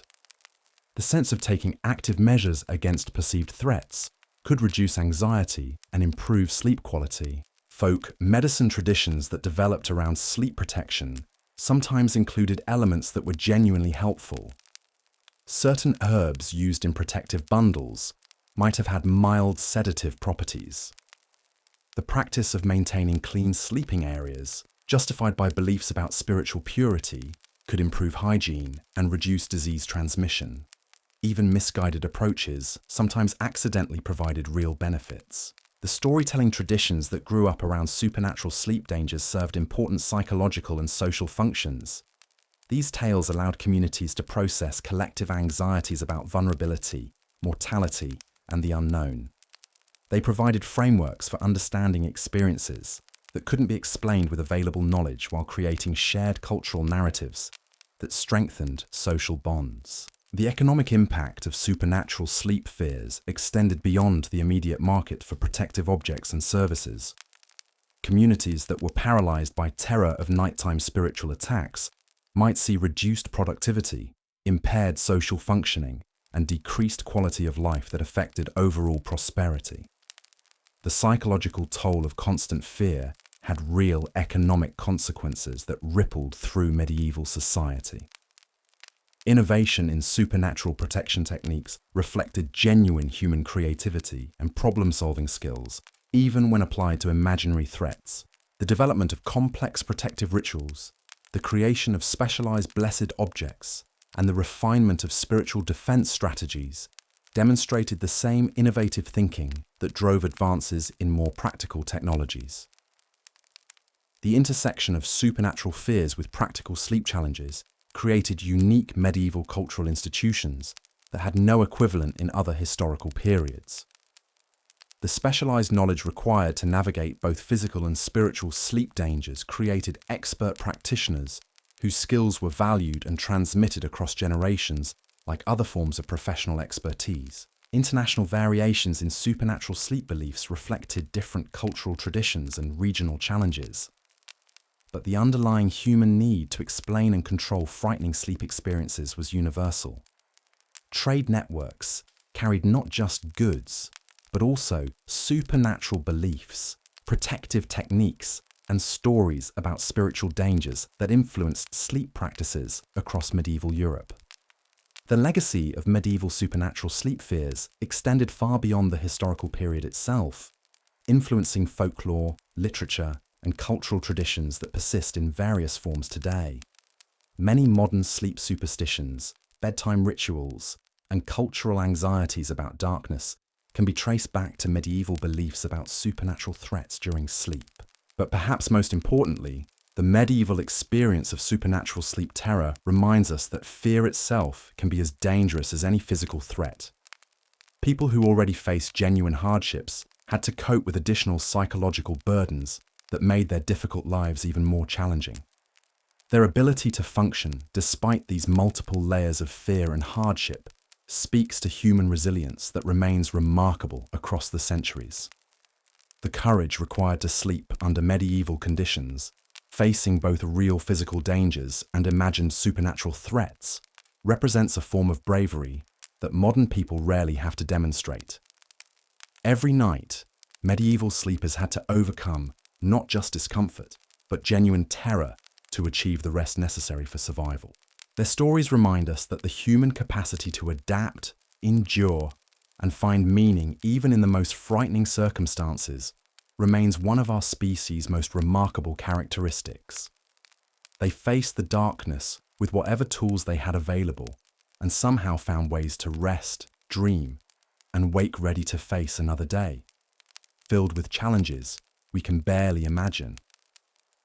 Tomorrow night, we'll explore how medieval sleep practices varied across different social classes and discover that even wealth and power couldn't completely overcome the fundamental challenges of surviving the night. Until then, rest peacefully in your warm, safe beds. And remember those brave souls who faced the darkness with nothing but faith, courage, and an unshakable determination to see another sunrise. But the supernatural terrors that haunted medieval sleep were just the beginning of the nightmare. Because while demons and witches might attack your soul, there were very real, very physical creatures that made every night a battle for survival. And these weren't imaginary threats conjured by fearful minds. These were living, breathing, biting reminders that medieval beds were ecosystems of horror that would make modern pest control experts weep. Let's talk about fleas. Not the occasional flea that might hop off your dog today, but biblical plagues of them. Millions upon millions of tiny vampires that turned every medieval bed into their personal feeding ground. These weren't just annoying. They were disease-carrying missiles that could literally kill you while you slept. Medieval beds were flea paradise. The straw stuffing provided perfect breeding grounds. The unwashed human bodies offered unlimited food sources. The heavy blankets created warm, dark environments where fleas could multiply without interference. A single bed might harbour thousands of these creatures, and they weren't polite about taking turns for dinner. Imagine trying to fall asleep while your entire body is under constant assault. Not just a few bites here and there, but dozens of tiny puncture wounds inflicted every minute. Your skin would become a landscape of red welts and scratches from your desperate attempts to find relief. The itching was so intense that people would scratch themselves raw, creating open wounds that could become infected in an age before antibiotics. But fleas were just the opening act in this circus of misery. Bedbugs elevated the art of sleep torture to new heights. These flat brown creatures were perfectly designed for medieval beds, hiding in straw during the day and emerging at night to feast on sleeping victims. Unlike fleas, which at least had the courtesy to be small, bedbugs were substantial enough that you could feel them crawling across your skin in the darkness. The psychological warfare of bedbugs was almost as bad as the physical assault. You'd lie there in the pitch black, feeling tiny legs scuttling across your face, knowing that dozens more were probably making their way toward you through the bedding. Every tickle, every slight sensation could be another bug preparing to bite. Sleep became impossible not just because of the physical discomfort, but because of the mental torment of knowing your bed was alive with creatures feeding on you. Medieval people tried everything to combat these infestations. They'd beat their mattresses with sticks, hoping to drive out the bugs, but this was like trying to empty the ocean with a teaspoon. They'd hang herbs around their beds, believing certain plants repelled insects. But bugs that had evolved to survive medieval hygiene standards weren't easily discouraged by a few sprigs of lavender. Some households tried burning sulfur in empty chambers, hoping the toxic fumes would kill the pests. This sometimes worked temporarily, but it also made the rooms uninhabitable for humans. Others attempted to smoke out the bugs by burning specific herbs or tar, creating air so thick and poisonous that the cure was often worse than the problem. The wealthy could afford to replace their bedding more frequently, but even they couldn't escape the fundamental problem. Bugs didn't respect social hierarchies. A flea was just as happy biting a king as a peasant, and bedbugs found noble blood just as tasty as common blood. Wealth might buy you finer fabrics, but it couldn't buy you freedom from the tiny predators that ruled the night. Lice represented another category of torment entirely. These specialized parasites set up permanent residence in human hair and clothing, creating mobile colonies that followed their hosts wherever they went. Unlike fleas and bedbugs, which at least stayed in the bed, lice were constant companions that made every moment of medieval life an itchy hell. Head lice were particularly problematic because they were nearly impossible to eliminate without cutting off all your hair, which wasn't always socially acceptable. Body lice lived in clothing seams and emerged to feed on skin, creating a situation where the very garments meant to protect you from cold became sources of constant irritation. The combination of multiple types of lice created itching so intense that people would claw themselves until they bled. The social stigma of lice infestation was complicated because literally everyone had them. It wasn't a sign of poverty or poor hygiene.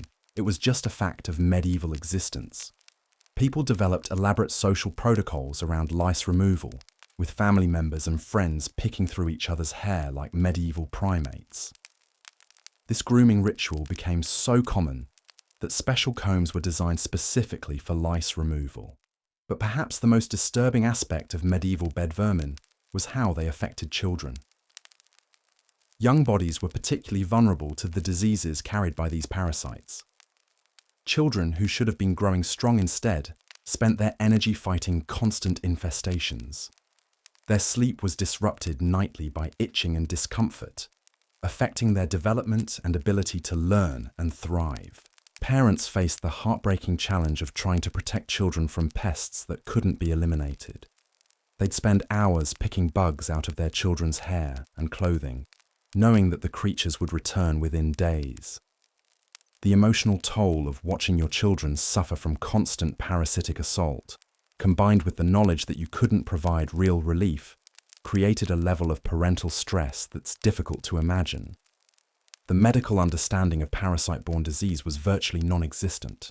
Medieval people didn't know that fleas could carry plague, that lice could spread typhus, or that the constant stress of parasitic infestation could weaken immune systems and make people vulnerable to other illnesses. They knew the creatures were annoying, but they didn't understand that they were potentially lethal. This ignorance led to treatments that often made problems worse.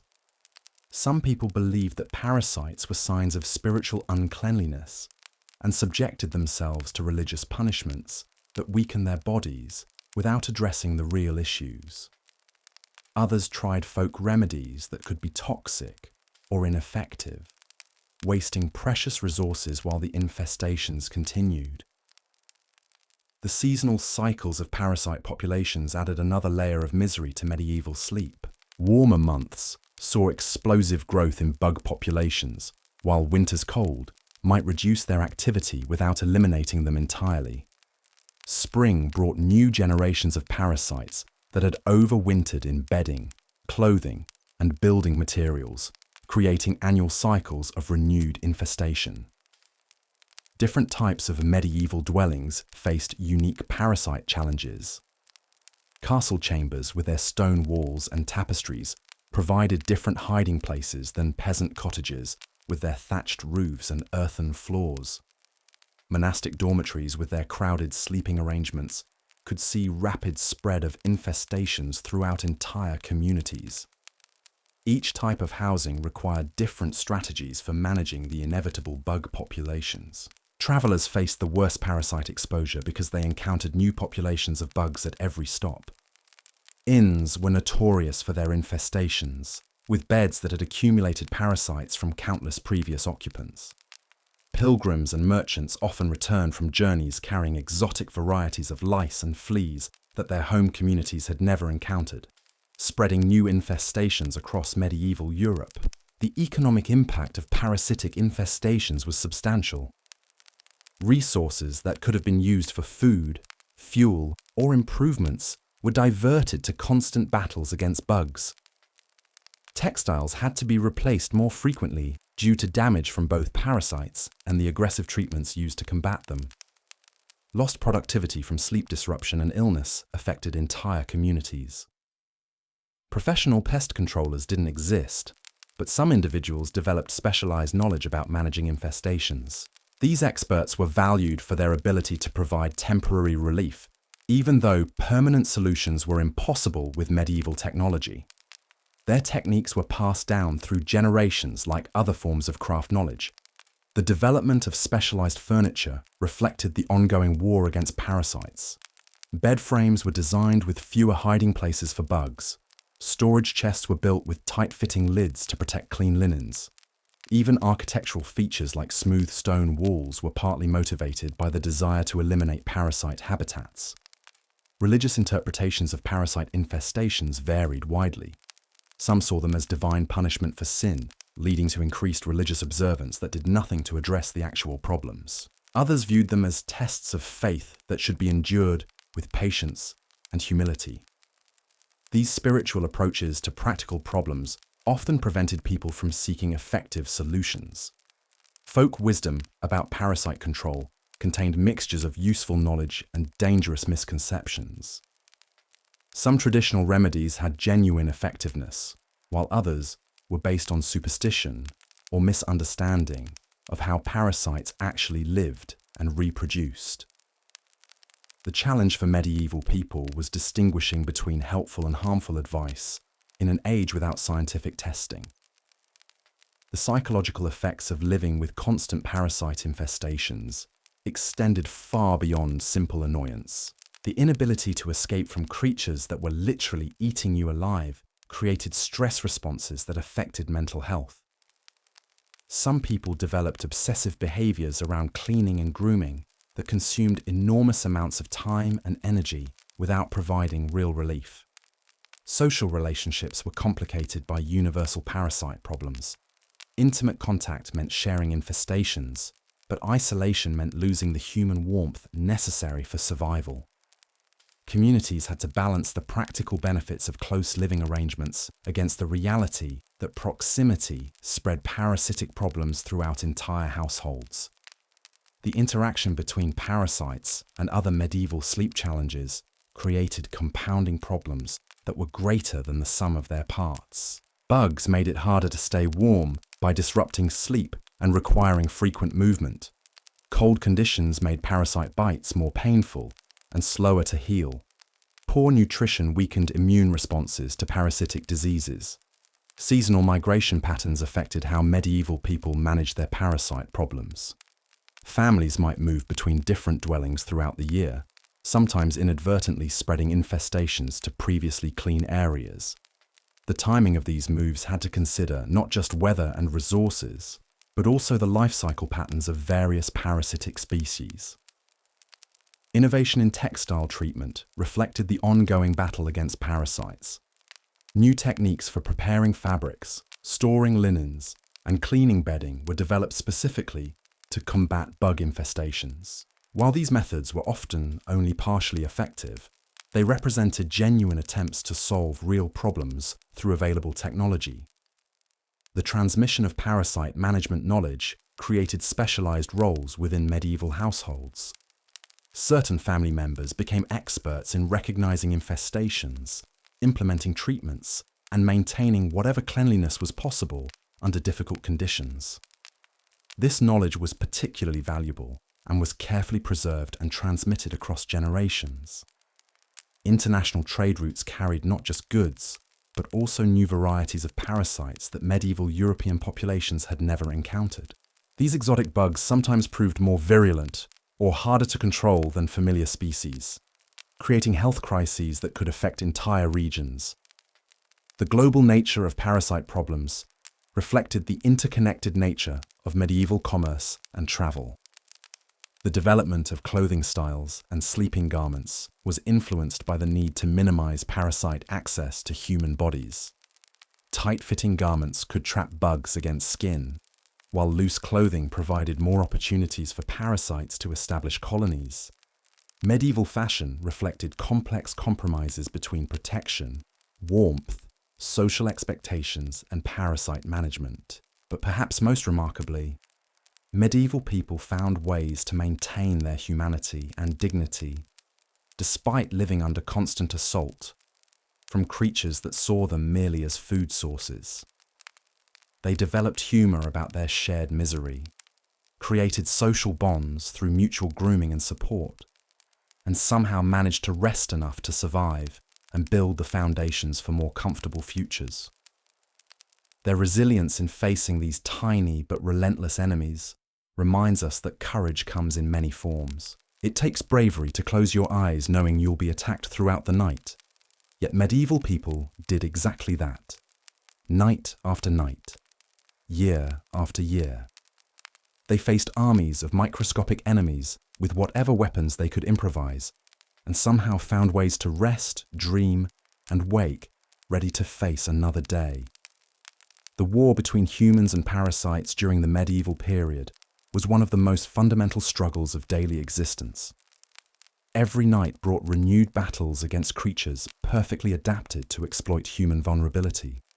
Every morning required assessment of the damage and preparation for the next assault. Yet through sheer determination and remarkable adaptability, medieval people persevered. Their experience teaches us that comfort is not a natural state, but an achievement that requires constant effort and resources. The medieval battle against parasites shows us both the remarkable resilience of the human spirit and the tremendous value of the pest control technologies we take for granted today. As we continue our journey through the terrifying landscape of medieval sleep, remember that these tiny enemies were as real and dangerous as any human adversary.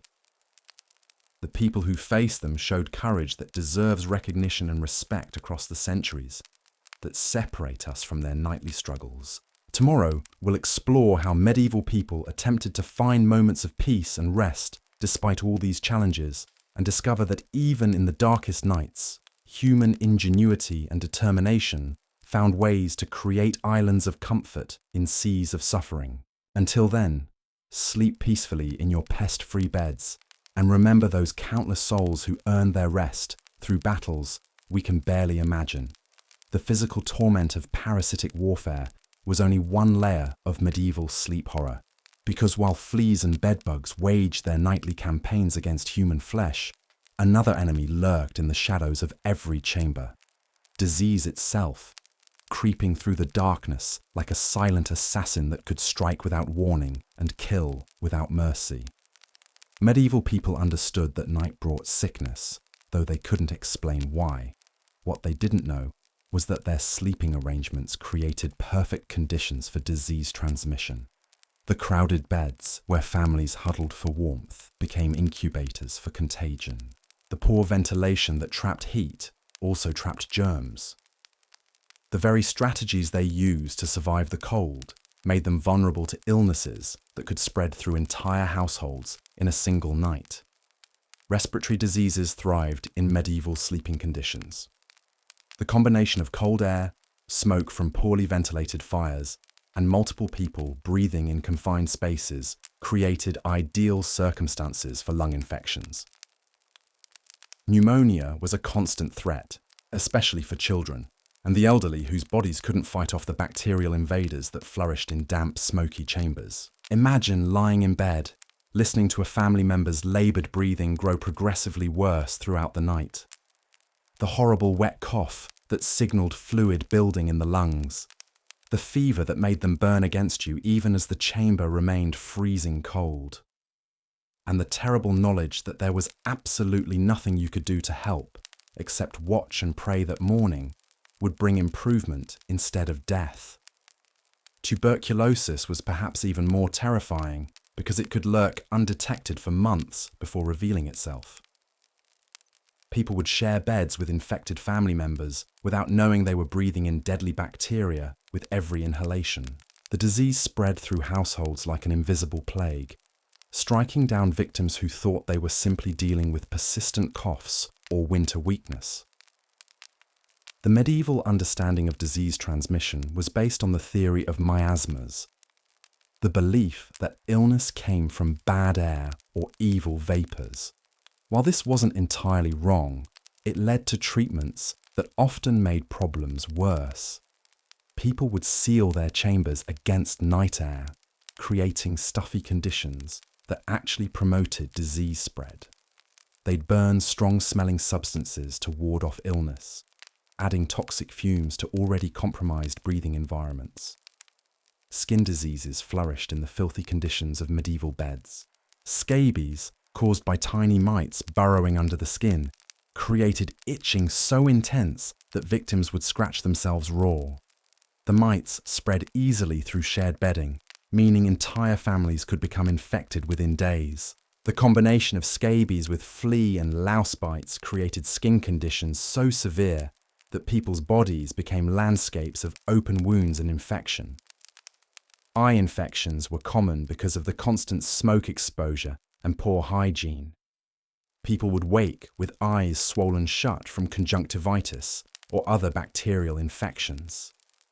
In the darkness of medieval chambers, temporary blindness could be genuinely dangerous, preventing people from tending fires, escaping dangers, or caring for family members who needed help.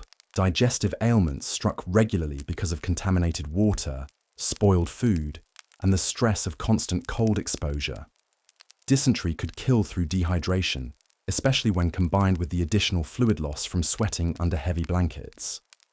People might survive the cold only to die from illnesses that attack their weakened bodies during the night. Women faced unique health risks related to their sleeping conditions. Pregnancy complications were more common when expectant mothers couldn't get adequate rest or maintain proper body temperature. Childbirth in freezing chambers led to infections that could kill both mother and baby. Even successful births were followed by recovery periods in conditions that promoted deadly complications. Children were particularly vulnerable to nighttime health crises. Their smaller bodies couldn't regulate temperature effectively, making them susceptible to hypothermia, even when surrounded by family members. Childhood diseases that might be manageable in comfortable conditions became life-threatening when combined with the stress of medieval sleep environments. The elderly faced a different set of health challenges. Their aging bodies produced less heat and were less able to fight off infections. Arthritis was aggravated by constant cold and dampness, creating joint pain so severe that movement became difficult. Heart problems were exacerbated by the stress of trying to stay warm through brutal nights. Mental health suffered tremendously under these conditions. The combination of sleep deprivation, constant stress, poor nutrition, and chronic illness created what we would now recognize as severe depression.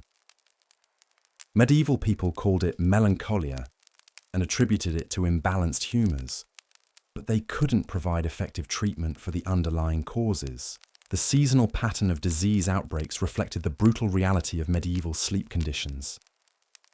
Winter months saw spikes in respiratory illnesses, while spring brought renewed outbreaks of diseases that had been transmitted through crowded sleeping arrangements during the cold season. Summer offered some relief, but it also brought different health challenges as people tried to adapt to warmer conditions. Medical treatment for nighttime illnesses was limited and often dangerous. Physicians might prescribe bloodletting for patients who were already weakened by disease and cold exposure. Herbal remedies could be toxic or ineffective. Prayer was often the only treatment available, and while it might provide psychological comfort, it did nothing to address bacterial infections or viral illnesses. The social stigma of certain diseases complicated treatment and care.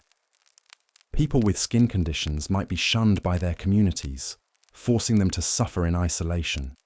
Families might abandon members who showed signs of contagious illnesses, prioritizing the survival of healthy individuals over care for the sick. Economic consequences of nighttime illness outbreaks could be devastating. Entire households might be incapacitated simultaneously, preventing them from working, maintaining fires, or caring for animals. Communities could lose significant portions of their populations during particularly severe disease seasons, affecting food production, trade, and social stability. The lack of understanding about disease transmission led to superstitious practices that sometimes made health problems worse. People might share bedding with sick family members, believing that body heat would cure illness. They might seal chambers against fresh air, creating conditions that promoted rather than prevented disease spread. Religious interpretations of nighttime illness varied but often prevented effective treatment. Some saw disease as divine punishment that should be endured with patience. Others believed illness was caused by demonic influence, leading to exorcism attempts instead of medical care. These spiritual approaches could delay practical treatment until patients were beyond help.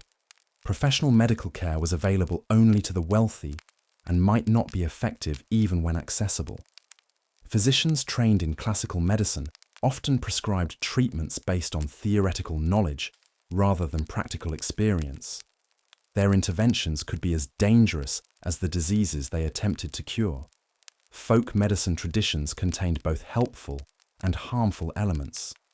Some herbal remedies had genuine therapeutic value, while others were based on superstition or misunderstanding of how diseases actually worked. The challenge for medieval people was distinguishing between effective and dangerous treatments in an age without scientific testing. The development of specialized knowledge about nighttime healthcare created informal medical roles within communities. Certain individuals became known for their ability to recognize symptoms, provide comfort to the sick, or prepare herbal remedies. This knowledge was particularly valuable and was carefully preserved across generations. Quarantine practices existed, but were crude and often ineffective. Families might isolate sick members in separate areas of their homes, but the small size of medieval dwellings made true isolation impossible. Communities might restrict travel during disease outbreaks, but enforcement was difficult and economic pressures often forced people to ignore quarantine orders. The interaction between disease and other medieval sleep challenges created compounding health problems. Cold exposure weakened immune systems, making people more susceptible to infections. Poor nutrition reduced the body's ability to fight off illnesses. Parasite infestations created open wounds that could become infected with deadly bacteria. Seasonal migration patterns affected disease transmission as families moved between different dwellings throughout the year. People might escape diseases that were common in one location only to encounter different health threats in their new environments. The mobility required for medieval survival sometimes spread illnesses across wider geographic areas. Innovation in healthcare practices was driven by the desperate need to survive nighttime illness outbreaks. New techniques for caring for the sick, preparing medicinal herbs, and maintaining sanitation developed through trial and error over generations. While these methods were often only partially effective, they represented genuine attempts to solve real problems with available resources. The psychological impact of living with constant disease threats extended beyond the fear of personal illness. People had to cope with watching family members suffer and die from diseases they couldn't understand or treat. The helplessness of being unable to provide effective care for loved ones created trauma that affected survivors for years. Social relationships were complicated by the reality of disease transmission through shared sleeping arrangements. Intimacy meant risking infection, but isolation meant losing the human warmth necessary for survival. Communities had to balance the practical benefits of close living arrangements against the health risks of disease transmission. The development of early hospital systems was partly motivated by the need to isolate sick individuals from their families and communities. Monasteries often provided medical care, though their treatments were based more on spiritual comfort than medical knowledge. These institutions offered alternatives to home care that might be safer for healthy family members. International trade routes carried diseases as well as goods, introducing new illnesses to populations that had no natural immunity. These exotic diseases could be particularly devastating when they encountered communities that had never been exposed to them. The global nature of medieval commerce created health challenges that affected entire continents. The legacy of medieval disease experiences influenced medical practices and public health policies for centuries. The association of night air with illness persisted long after the actual causes of disease transmission were understood. Cultural memories of devastating outbreaks shaped community responses to health crises throughout European history. But perhaps most remarkably, medieval people found ways to maintain compassion and care for others despite living under constant threat of deadly disease transmission. They developed systems of mutual support that balanced personal safety with community responsibility. They created meaning and purpose even in the face of illnesses they couldn't understand or cure. Their courage in caring for sick family members, despite knowing they risked their own lives, represents a form of love and commitment that transcends historical periods. They faced diseases that could kill within hours, yet continued to provide comfort, warmth, and human dignity to those who suffered. The medieval experience with nighttime illness teaches us that health is not just an individual concern, but a community responsibility. The diseases that struck in the darkness affected entire households, neighborhoods, and regions.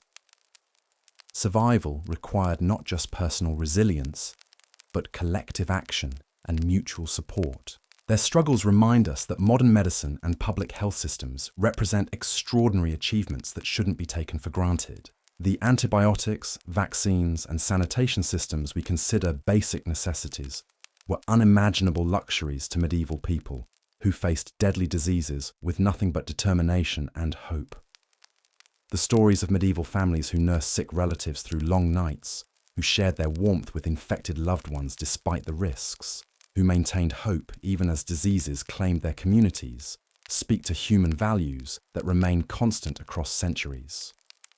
They chose compassion over safety, love over self-preservation, and community over isolation. As we continue exploring the terrifying landscape of medieval sleep, remember that disease was perhaps the most democratic of all the threats they faced. It struck rich and poor, young and old, faithful and skeptical with equal cruelty.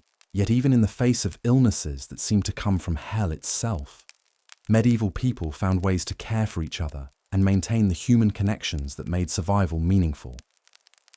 Their legacy reminds us that healing is not just about curing disease, but about providing comfort, maintaining dignity, and preserving hope, even in the darkest circumstances.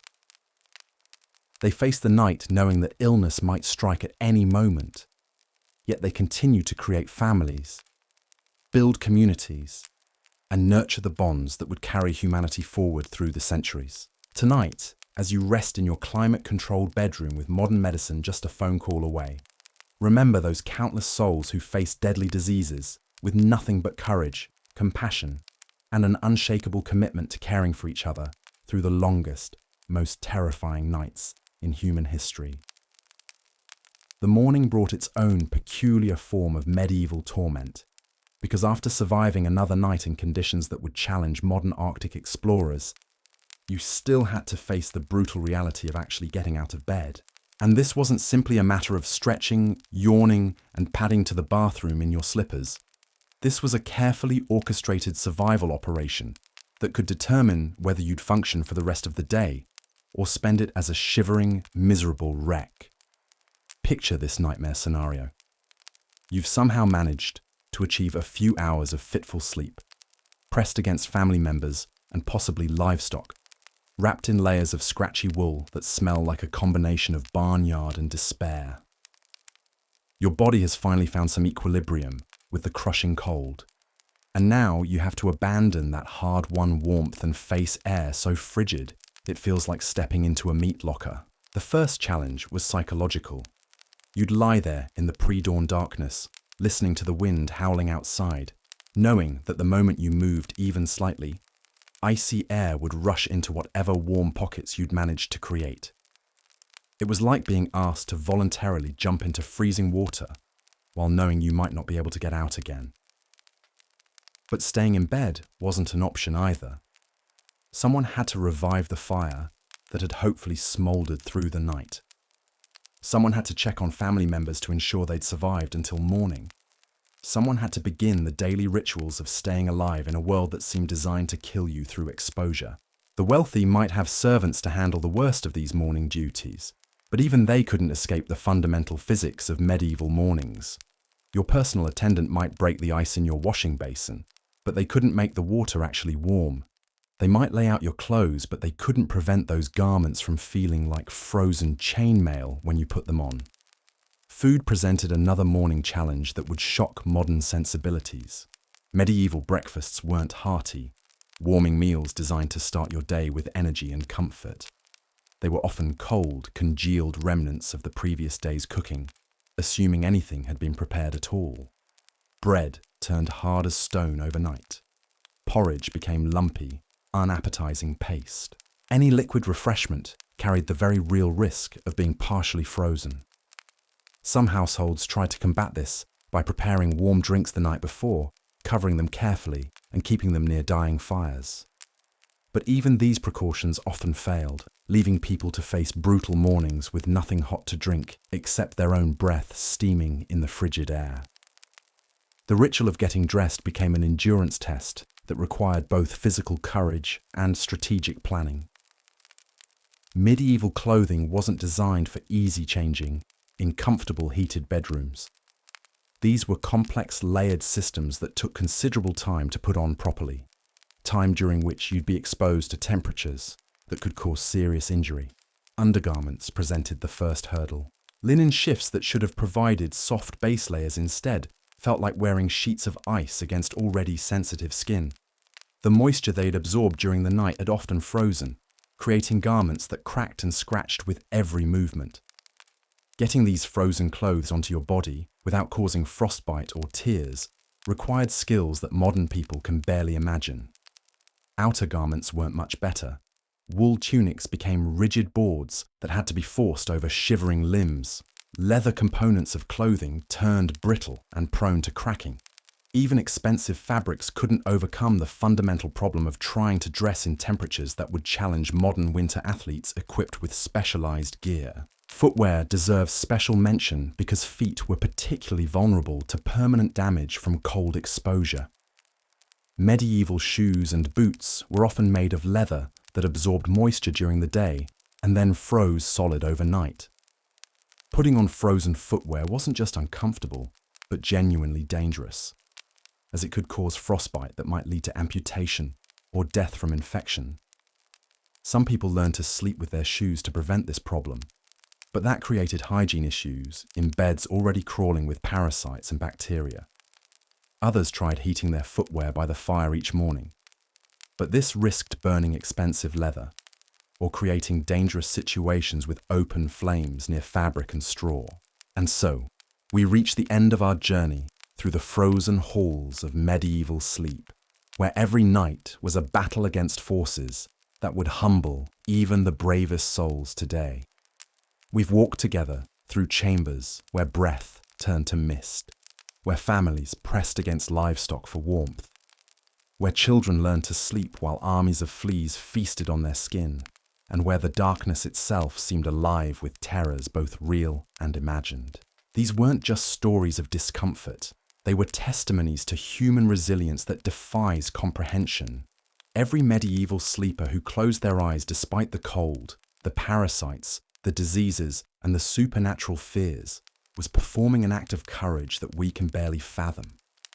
They faced conditions that would break modern people within hours, yet they endured night after night, season after season, generation after generation. Their survival wasn't just about individual toughness.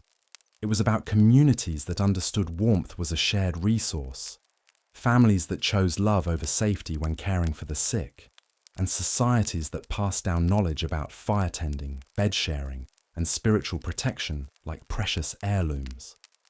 They created meaning and even beauty within frameworks of terror and hardship that seem impossible to modern minds. Tonight, as you slip into your warm bed with its clean sheets, climate control, and freedom from both fleas and demons, remember those countless souls who earned their rest through battles we can barely imagine.